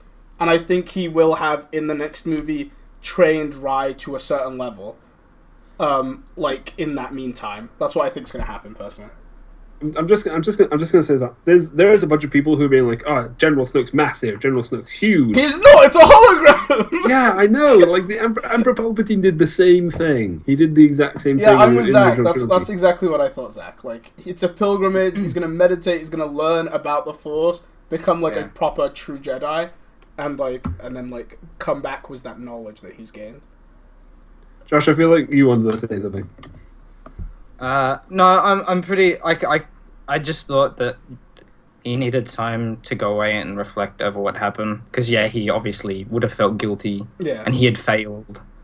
Yeah. But I see, like, I know that they mentioned that he was looking for the temple, but for some reason I kind of forgot about that. Yeah. I guess I was just so engrossed. It was just like it kind of glazed over it. It felt more like an But excuse. it makes sense that he was looking to to be I guess improve. Yeah. By the way, I think. One thing I don't like about the Jedi is the whole non-emotional attachment thing, like the non-attachment thing, because I feel like that's what got them killed in the prequels. Yeah. I didn't watch the prequels. I have nothing to say about the prequels. Well, it's basically because they don't teach you to love, and they don't teach you to express your emotions. You have to bottle them up inside to be a true Jedi, but that's not healthy for anyone. And there's been people who have used the Force who do deal with those emotions who don't go to the dark side. I think that's not the right way to think about it, though. I don't think it's as much. I don't think the logic behind it is as much bottle them up as not have them. Like, if you look at Buddhist monks, they're not bottling their emotions up. They let go of all their attachments. They don't have those emotions. Like, they're not. I think of it on the same wavelength as being a priest, and then you see what priests go and do. But see, for me, it's because of this non-attachment thing and all this. They are in some way the same to the Sith. They in the prequels they believe themselves to be arrogant. They were like, oh, we there's no Sith. We would have seen that coming, and then boom, there's a Sith. Like I feel like it makes them weak in some way. This whole non-attachment thing, where I think the light side's more about justice, but also love and also compassion. Like it is the light side. It doesn't mean you shouldn't feel. Yeah, but I mean, I guess I don't know. I'm okay with the whole non-attachment thing. I just think it's meant to be harder. That's half the appeal. That's half the story. Was the dark side is that it's harder. I mean, sorry. Is that the light side is difficult, and that's why Jedi training is meant to be so difficult, because dark side is temptation, and temptation will always be easier. So I don't think they're meant to be even playing fields. I think light is meant to be harder always. I guess it's just.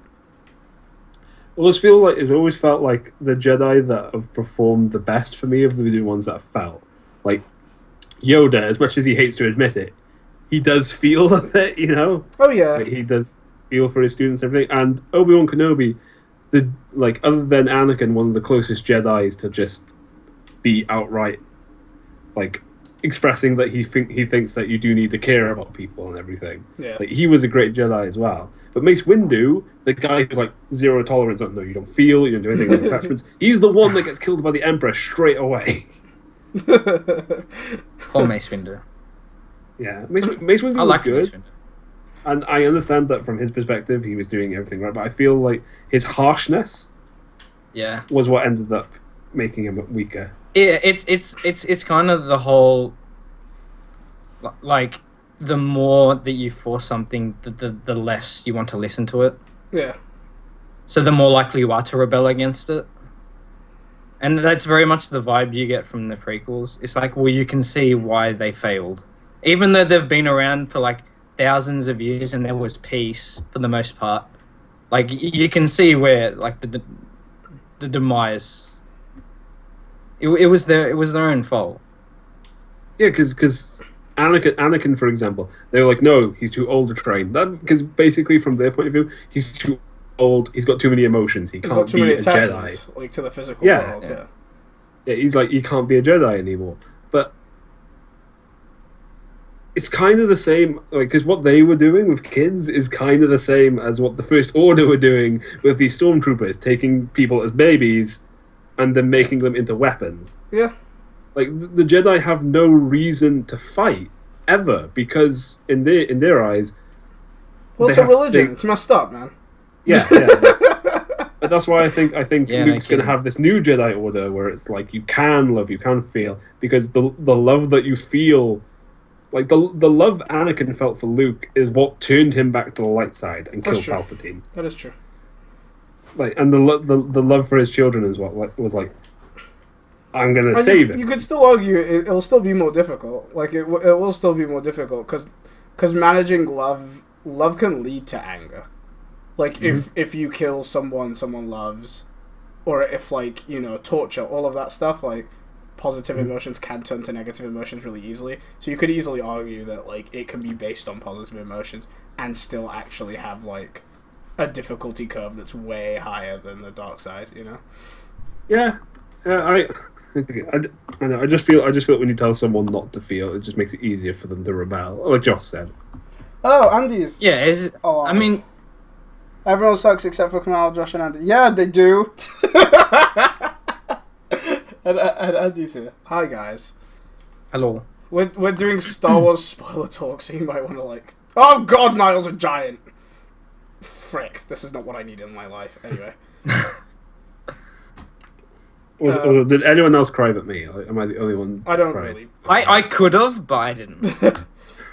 I don't really cry at first. And it was only the once, not 3 times. I'm a poor example. You know what you need to do? You need to get Anne to watch it. And be like, Anne, did you cry? I honestly, I can't remember that. I just said, I said to Kamal, tell me when you've watched it. And then I said, Luke will cry.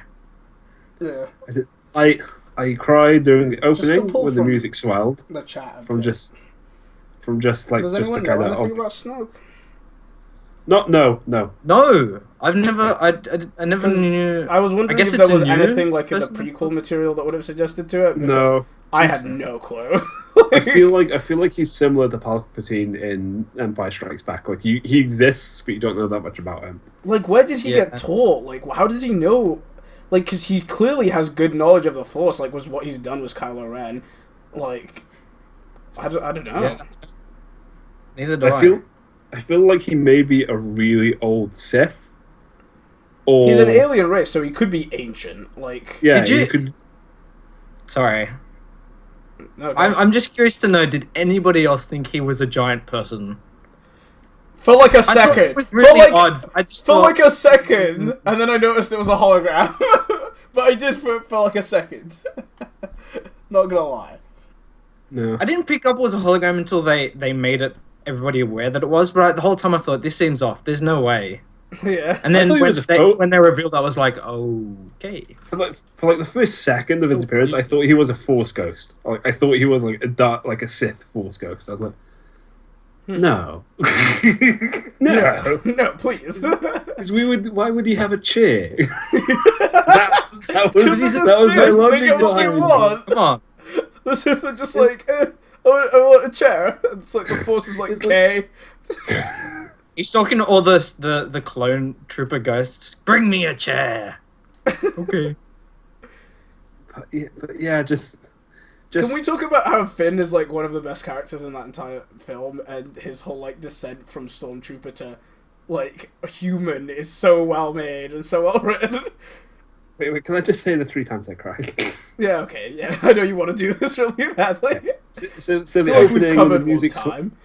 When the music swells and like the words are going down, I got a little teary eyed because I was like, this is amazing. Yeah. Because it's Star Wars, you know, I haven't felt like this in ages. And then I'm going to do this out of order. The 3rd time was when Han died. Yeah. Because I felt really intensely in that scene. And then the 2nd time was when the old wise woman was talking to Rey about the Force, about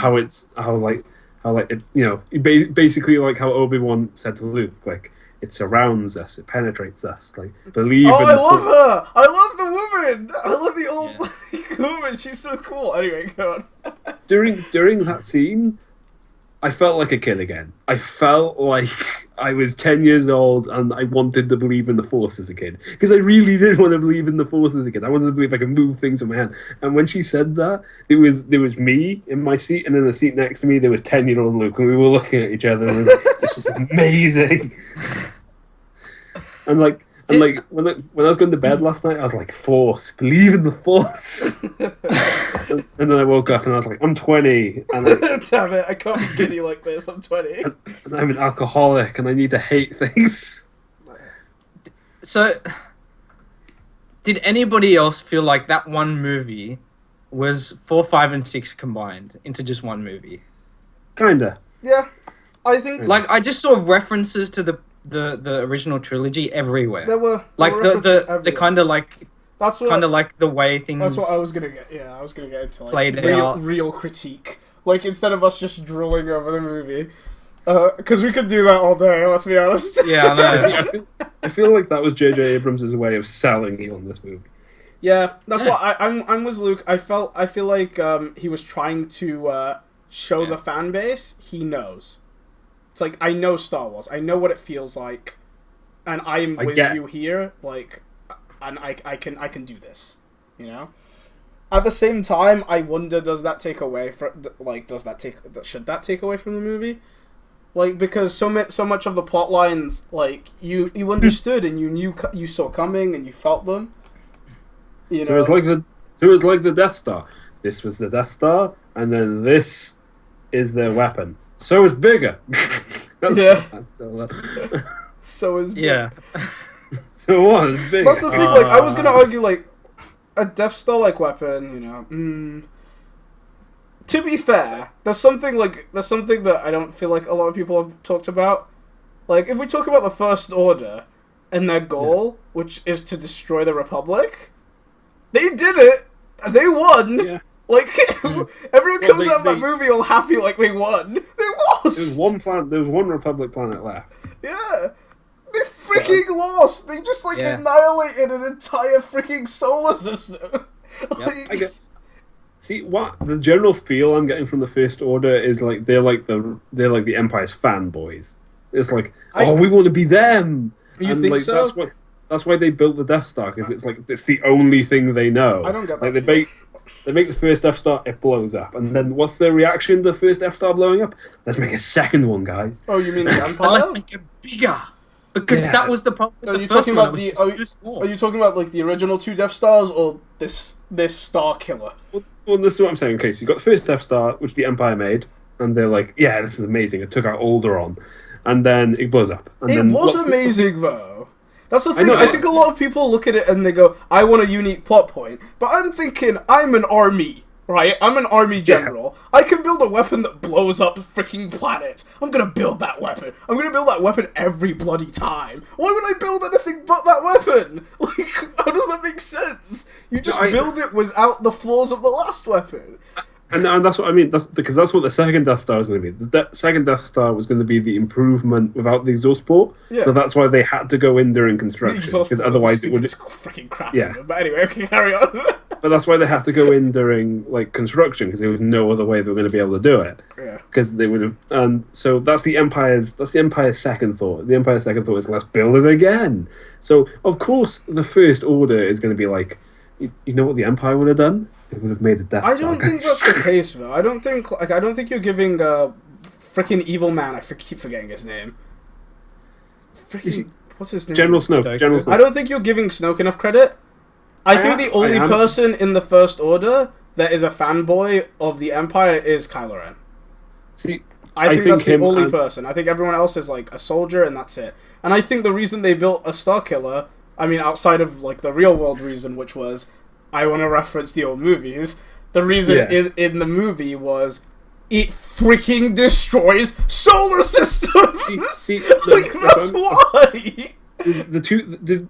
I feel I have respect for General Snoke. I don't have respect for the other underling, the one that really wanted to fire this thing, the one that was like, "Come on, this got a lot of firepower." I don't think. Okay, wait, go. I just feel like General Snoke has so many like fires and what's that expression? So, like stings in the fire. Like he's got all this other stuff going on. He's like, sure, you Starkiller, because this isn't my only plan. You know, I feel he is. I don't think so. I think I liked that. That's one thing I really liked about this film was that it wasn't General Snoke, Kylo Ren, everybody else. It was General Snoke, Kylo Ren here on the same level as Kylo Ren was the general. Was the other general. So they didn't have this whole thing like Vader did, where he was like, "You didn't do your job. I'm gonna force choke you to death." You know, like because that guy like on multiple occasions in the film did look at freaking Kylo Ren and be like, "Get out of my face." You know, like, they argued because he couldn't kill him because they were on the same level. But his excuse, like, I feel his one was more pathetic because his one wasn't like due to him being powerful. He was like, "I'll get General Snoke on you." Yeah, it was, but like it was like he did have that perfection, that protection, though. You know what I mean? Like he did have that backing, like it was there, which is something like the generals in the Empire didn't have because like Darth Vader was Empire, like was the Emperor Palpatine's like baby, you know, and he was like, "Darth Vader, you're so perfect and go do everything." And all of the generals were idiots as well, to be fair, in the Empire. But like this general isn't an idiot. He understands that he has a weapon that, if fired, will win them the war, and he fires it because that's what you should do. Like he fires it, and he fires it at the main target. He doesn't go to some like freaking random planet or like, oh, I'm gonna test it out on something. No, he's like, that's my target. This is my gun. Fire, and he fires it. Yeah. Did you expect them to like kind of just get through before? I kind of felt like that. Yeah, I kind of felt like they would have destroyed it earlier, like before any damage was done. No, I felt like it was going to definitely destroy something. And I'm glad as well. I'm glad it was the scene like where it gets destroyed. The scene where it gets destroyed has obvious parallels to the first like time the Death Star fired. And I'm glad they went onto the planets. And they let you hear the screams that Obi-Wan said he heard, and then they showed you the people on the planets dying, like to like actually give you an emotional connection to the fact this weapon was fired. Because in the original trilogy, it was like weapon fired, planet goes boom. Leia, princess of this planet, gives no damns. Like, it's like, oh, bye planet, I guess. And they move on. Like, at least there was a damn given. And then everyone's like, oh, I think I heard something. Oh, it was probably nothing. I heard something scream. I do have a question for you guys, and this will bring it to Finn. So, like, we can talk about Finn then. Yeah. Is Finn force sensitive? I swear he is. But force sensitive, as in like he has, like he's the ability to use the force and perceive the force. Yeah. I don't think so. I don't think so either. I was thinking about his ability to use the lightsaber, and I think it's just he was trained to do battle. It wasn't even like he wasn't even using it well.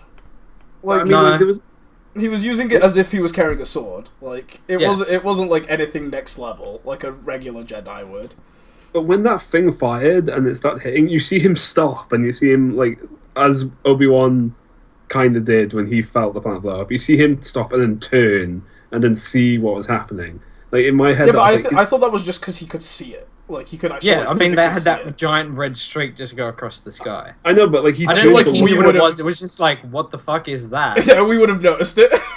I think he turned to look at it because like it's in space. Of like I don't think there would have been any like lighting differences on the planet he was on. But he was looking in the other direction, and then he stops, and then he goes and he looks at this beam. So I was thinking maybe I don't know. I didn't get that feel. Like it could be. Or it could have just been a filming thing. I felt like he wasn't. I liked that as well. Oh, come on, Josh. Come on, freaking sit down. Sit down, Josh. I like the bait and switch there.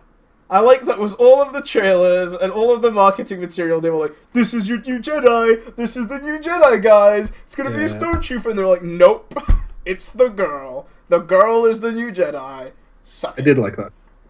I did like. I don't know. There's just so many moments in that film where Finn does something, and I'm kind of like, does he have the Force? You know, I'm just kind of sitting there like, because obviously the girl had it, and she's going to be the main kind of Jedi in this new trilogy.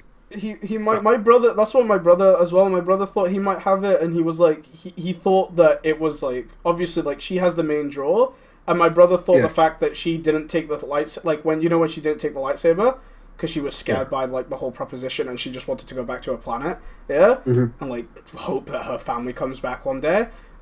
Speaking of that, everyone's saying it's Luke's her father. I don't believe that. Wait for Josh to come back. Wait for Josh to come back, and we'll get on that because this is like a thing that makes me very mad. So... Was this something that you discussed with your brother? Yeah. Okay. So my brother was like, he thought he was gonna take the lightsaber, and on his way, like when he fought Kylo Ren and stuff, it would trigger like the like lesser power in him. Like, and he would start awakening a little bit as well, and he'd be a Jedi too, but not like as much, But it didn't. I don't know. I didn't feel like it didn't end up playing out that way, and he kind of just like, I'm a dude. I'm just a stormtrooper, guys. Yeah. Okay. I'm just a really good shot, and that's about it, and that's okay. And also, I do have a question for you. Do you think that those two were getting together? Yeah. Yeah, because that's another thing I'm seeing 50-50 on. The one thing I'm seeing is people saying, "No, they're just really good friends. So they got each other's backs and stuff." I want them to. And I was like, "Oh, they're cute." I do. Yeah, I like the idea of them getting together. They play off each other so well. They're adorable. I love it. I hated myself as well, but look, I hate the whole time I was sitting watching that movie. I was like, she's attractive. She's very attractive. I mean, she is. And I was like, don't focus on that, Luke. Focus on the movie. I didn't really focus on that, but she is, I guess. Yeah. Her accent is semi-obnoxious, but... Yeah. But, like, I also found the guy quite attractive as well. I was like, they have done very good casting choices in this movie. They have. These people are beautiful. Yeah, I mean, I don't know if I'd say that's a good casting choice just because the people are beautiful. No, but from the shallow, like I like give them more nice credit if the things. people weren't beautiful. You think? Yeah, I mean, that would depend on the acting. I mean, characters have to be beautiful. Jeez, your face doesn't count. I need a better insult. Oh God. Okay, what I love the accent, but then again, yeah, you're American. That's cheating. You love any British accent. You people like freaking the worst. Not any British accent. Come on. Any posh British accent. Any posh British accent. She had a fairly posh British accent. Yes. I don't know. I felt like her accent. Okay, and this is like, this isn't a real argument. Like, this is just a little pet peeve of mine. I felt like her accent was too strong for someone who grew up with no family in the middle of a desert. You think she'd develop a more neutral tongue than the accent she had? Sorry, man. See, I felt it was just the default one that she like just went with. I felt because as a kid she had like. Who defaults to such a posh accent? That's something that's taught. I don't know. Like because as a kid, she had the accent, like when she's screaming up to that spaceship.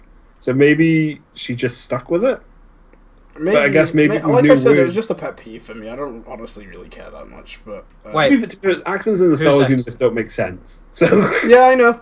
that's why I don't really care. Rey's accent. Rey's accent. I felt like it was too strong for someone who grew up in the middle of nowhere with no family. Yeah, you know what? Another thing that I noticed straight away. She has much better and cleaner teeth than I do, and she lives in a desert. See, these are the little things. Yeah, these are the little things. Look, I didn't care that much. It was just like, holy shit, she has really white teeth for someone who lives in a fucking... Luke was talking about how pretty they are. Freaking the Force. Oh, yeah. The Force keeps your teeth clean. Ghost Obi-Wan comes along with the ghost toothbrush and brushes her teeth every night while she's asleep. Scenes in that movie when Finn is like, well, I'll figure it out, we'll use the Force, and then Han's like, that's not how the Force works! It's just like, yep. Everybody uses the Force like it's God or something. It's just like, may the Force be with you. It's like, no, guys, stop it. Like, yeah, I love Han's reaction. It was like, you what? You that's not how it works. We'll use the Force.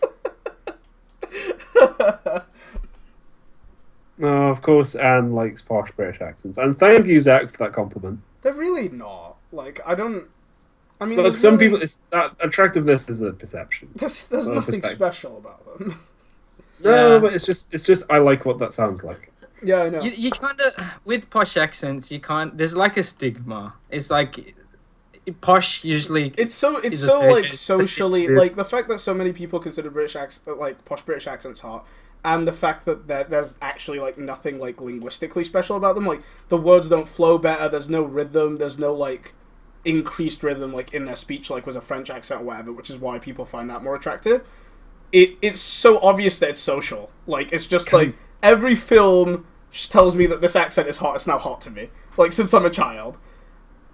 Like there are I would things. also like to point out Yeah. that not all British accents are attractive. Yeah. See, look. There are some accents that people don't latch on to. Anyway, let's get off how hot British accents are.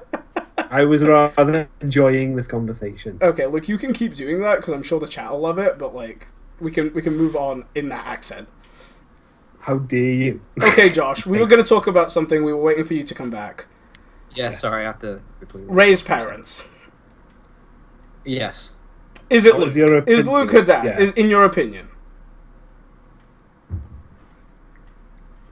Okay, I'm gonna start then. While you think, I think Luke is her dad. I don't want Luke to be her dad. No. That's what I think. I think Okay. I think J.J. Abrams is gonna end up making Luke her dad. I will be mad at him. I'm not gonna lie. What? If I we don't sit understand. here- It wouldn't make. It- It wouldn't make sense. It- Why would he just leave her there? I would just like to point out. to go learn. I But just no, like to point out. knowing Luke wouldn't abandon his kid. He'd give it to someone he trusted. He did though. He gave it to someone. They never gave you any of the backstory. But if you saw that scene, someone was holding her back as her parents left. He did give her to someone. I guess. I would just like to point out we are also disregarding the whole. Zach thinks Luke's her dad Um, as well. I'll We're tell you also why I don't like disregarding it the in a whole second. astronomical chance thing, of all the planets in the galaxy. Like we're totally getting rid of that because what the original trilogy proved, no matter what, it all depends on who you're born to. Listen, yeah, okay. The reasons Luke's her dad.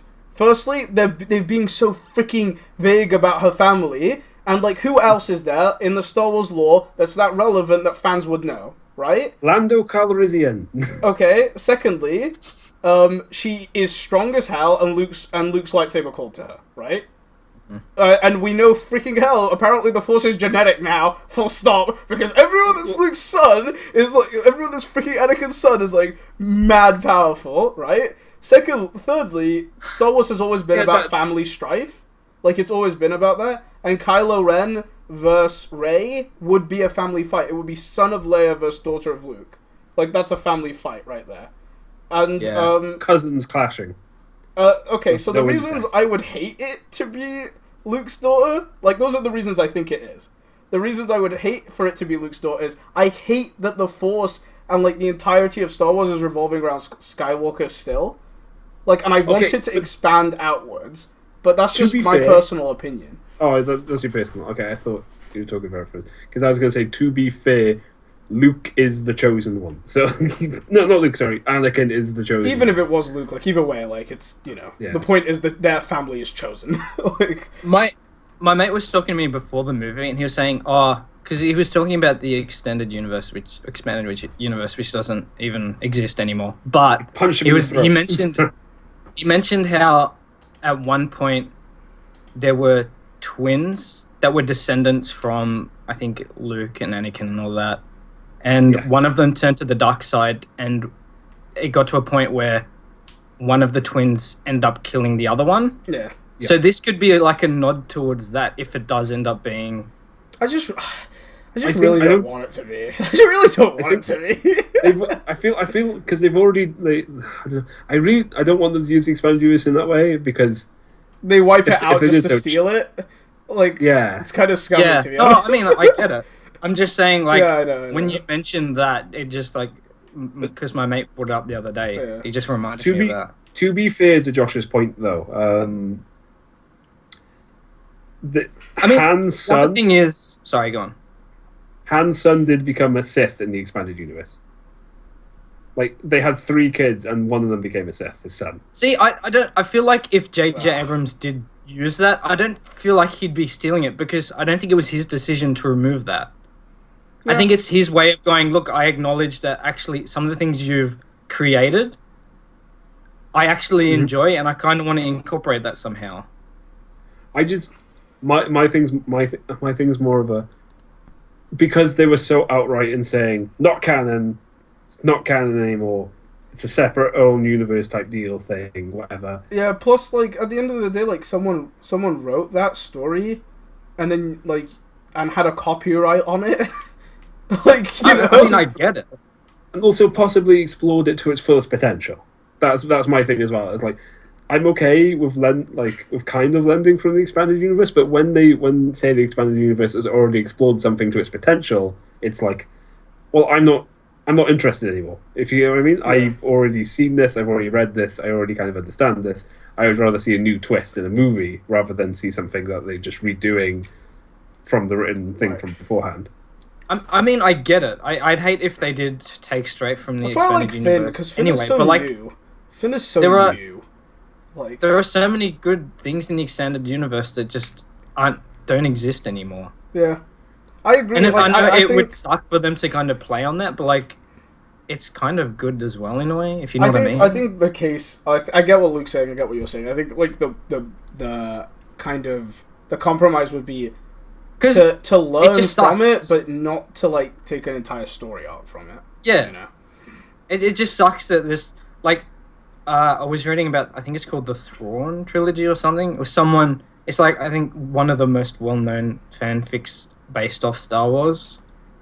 I was reading different aspects of that book, and I kind of want to really buy it now and read it. But there are so many cool things that were in that trilogy, and they're gone. Someone spent the time and effort to explore all of that, and now it's just a pile of shit. Yeah. To do with the movies now. Well, yeah. I'm confused. because I've heard different things from so many other sources.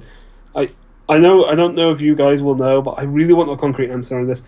Is the expanded universe, I know it's not canon anymore, but is it to its own separate universe, or is it being completely disregarded? It's not part. So there's a list. Firstly, it's not the entirety of it. There are some expanded universe stuff that was kept. Very small list.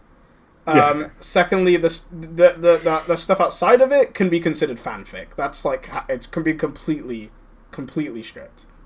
Okay, so it's in no way, because I know how they used to do an A. I'm not sure if these are the correct letters, but there was an A, B, C, universe A, universe B, because there was so much expanded universe information. Yeah, I think they've just. I was just wondering if they've completely killed that.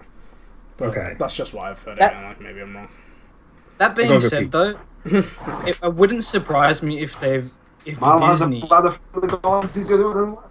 wouldn't be surprised of what? I wouldn't be surprised that if Disney, by disregarding all of the expanded universe, that was their way of going, oh look, we can kind of use that now, and then say it was our own. I think another thing is when you're writing for something like Star Wars, there's so much already. I think they want a clean slate. They don't want to write something and accidentally kick something else or like mess with something else, and then fans are like, "Oh, that's not right. That doesn't make sense because of this book and that book," and it's like, okay. I mean, I get that, but just knowing Disney, I feel like there may be something sly. I would like to know whose decision it was. Like, yeah, no wrong. But you'll never know. You're never gonna get to know that. No. Ooh, frick. I'm dying. I want to watch it again as well. I walked out of that cinema. I was like, "Can I go back in?" Yeah, I know, right? Go back in and we just replay it. I know it's like 3:30 in the morning, but can you just like roll back the reel? Easily the best movie this year. Like for me. Easily. Yeah, I don't think I've seen many movies this year. Like Age of Ultron was this year, right? Yeah. Like screw that movie. Screw Age of Ultron. For multiple reasons. Age of Ultron was a pretty mediocre Marvel film in like anyway, and like this has crushed it. I'll tell you guys what, when I drink, my bladder just goes to shit. We've talked about this before, Luke. I know, but I peed twice now. And like it's not as if I pee just a little every time. It's like full on, like I'm standing there for 30 seconds peeing. Yeah. Maybe you should drink less. No. Maybe you should shut your mouth, Padawan. I could. Right. So, do you guys Yeah, know... I agree, Zach. Do you guys... What does Zach say? Zach said it's hard to have a unified version of the universe. I also think it allows JJ to make nods to the expanded universe and have a unified vision. Yeah. Yeah. I'm with you. That makes sense. That does make sense. What was I gonna say? Do you guys both know the structure of like how the films are gonna go from now on? No. So it's gonna be an episode every 2 years. So next episode is 2 years from now. Okay. And it's gonna be an anthology type film every year, like every year in between. Yeah, they have the So Starfleet? Rebel Squadron. Yeah, Rebel Squadron is the one. yeah, that's coming out next year. Ignore me. There's gonna be one of those basically every in between year. I How do you don't feel mind about that? I don't mind that as long as it's not shelled out. As long as it's like an action. As long as it's as well written as this movie. As long as it's as the effort and Do you love think that has that gone like into matters? this. No, Sorry, I thought you were going to say, do you think they'll do that every year? No, I was gonna say like, who cares if the in between movies are bad? They don't affect the main story. They don't even use the same characters or actors or anything. Well, it does to me because it's like Bye, Zach. there's 7 Star Wars movies now, and I feel the good thing that is good. The thing that's good about them is the distance and the time between those movies. I think 2 years is healthy. Yeah, but if you've got an anthology one, Yeah, but that doesn't count, right?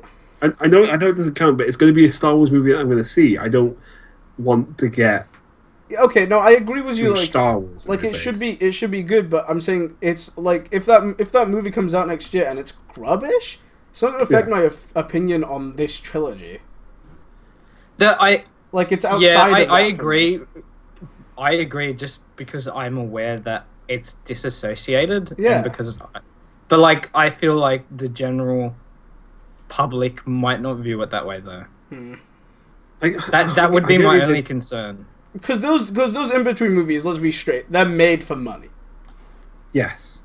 They are, Yeah, and they're probably not going to be as good as this. They're probably going to be much worse. Oh, I get that, but like if I'm getting Star Wars shoved in my face every year, like it's gonna leave me with a bad taste in my mouth if they're not made well. You're doing Same that as to you- yourself, though. You don't even have to watch them. They're not I part see your of the face, story. I see your face, Josh. I know what you're gonna say. What I'm gonna am tell I you, going to say? there is different. Most Marvel movies are pretty good. I'm not going to say anything about DC. I'm not going to say anything about all the other superhero movies because I mainly focus on the Marvel ones. They're all generally pretty good. I can't think of a Marvel movie that I would consider bad. I would not consider one bad. I don't think this is going to be it. I don't think the next Star Wars movie is going to be bad. I don't think it's going to be great. I think it's going to be like an average film. But what I'm saying is if you get upset about that, I don't think that's fair. Like, because I think you're doing that to yourself. You didn't have to go to the cinema. You didn't have to watch that film. They told you it's not part of it. No, but they're they told you out the box, this is for money. And you walked in there and you were like, no, I'm not. They're going to present it, though, as a Star Wars movie. I mean, it is a Star Wars movie. It's a Star Wars movie. It's about the universe. Yeah, and if it's canon, is it canon? It's set. This one's set between the third episode 3 and episode 4. That's what the first one's set. It's canon, but it's irrelevant to the current movie. It's irrelevant. I have 2 years to watch the new Star Wars. I think I can do it. You should definitely watch it, Andy. Like, legitimately, like, it is actually really good. This is coming from someone who was not a Star Wars fan. I can't say that anymore. Because of how good that movie was. Welcome aboard. Yeah, like... Now sit down. Come on, we're going to talk about midichlorians. No, we're not! You shut up! Why do you hate them? Midichlorians are stupid. Okay. Midichlorians are stupid. They get rid of the whole magic of the whole thing. One thing I do like about midichlorians is that they don't generate the Force. They allow people to speak to the Force, so the Force is still its own mystical thing. I'm so thankful that somebody presented me with that, with the idea, because it's like, thank God the Force is not midichlorians. The Force is its own thing. Midichlorians allow you to access it. It's still shit. I never assumed that the midichlorians were the reason for the Force anyway. I just watched- assumed that it allowed them... All my Star Wars was in this week, and all of my Star Wars... All of the Star Wars happened this week. I just assumed that the midichlorians like the higher the midichlorian count, then the more it allowed you to utilize the force. Yeah, that's how I just that is it. But they didn't present it as that to you. Like I knew that, but I always assumed that. Yeah, Qui-Gon was not clear cut when it came to explaining midichlorians. And I feel like they didn't explain midichlorians more in episodes 2 and 3 because they were like, oh my god, everyone hated that in the first movie. Let's never touch that again. Yeah. So when Qui-Gon explained it, I thought of it more as... I won't mind watching them again, as well.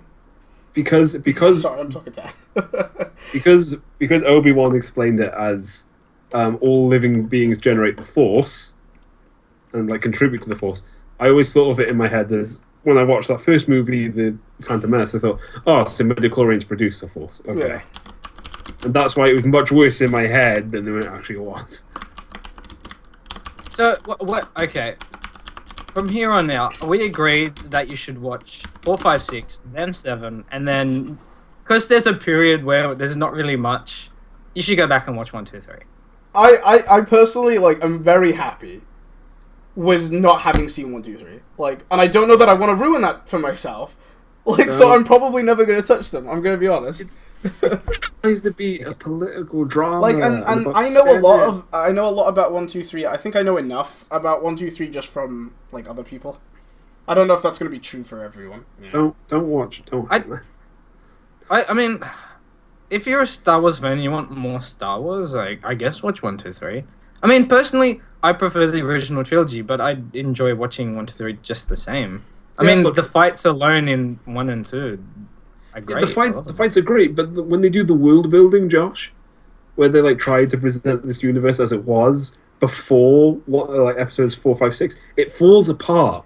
The whole thing falls apart because George Lucas tries to pretend like, people don't know what the Jedi are, even though they're ambassadors. They represent the Senate at times, and they have an entire academy on Coruscant. Oh yeah, I hate that. I hate this whole I don't know what the Jedi are thing. Like, it kills me inside a little bit every time. Like, George Lucas, like, I'm going to build the world as it was before. Well, by doing that, he tears the old one down, and it makes no sense.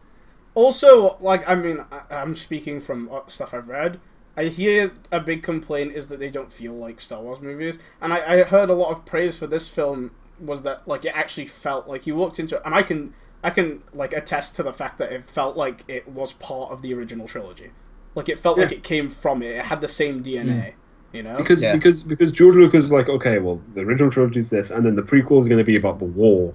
And when you focus on the war like that, doesn't, like, you need to focus on that small set of characters and how they feel and how they're going and what they're doing and how they're going through all this. Like, when you've got this whole war going on, it's like, there's no focus on these guys anymore. There's in my defense,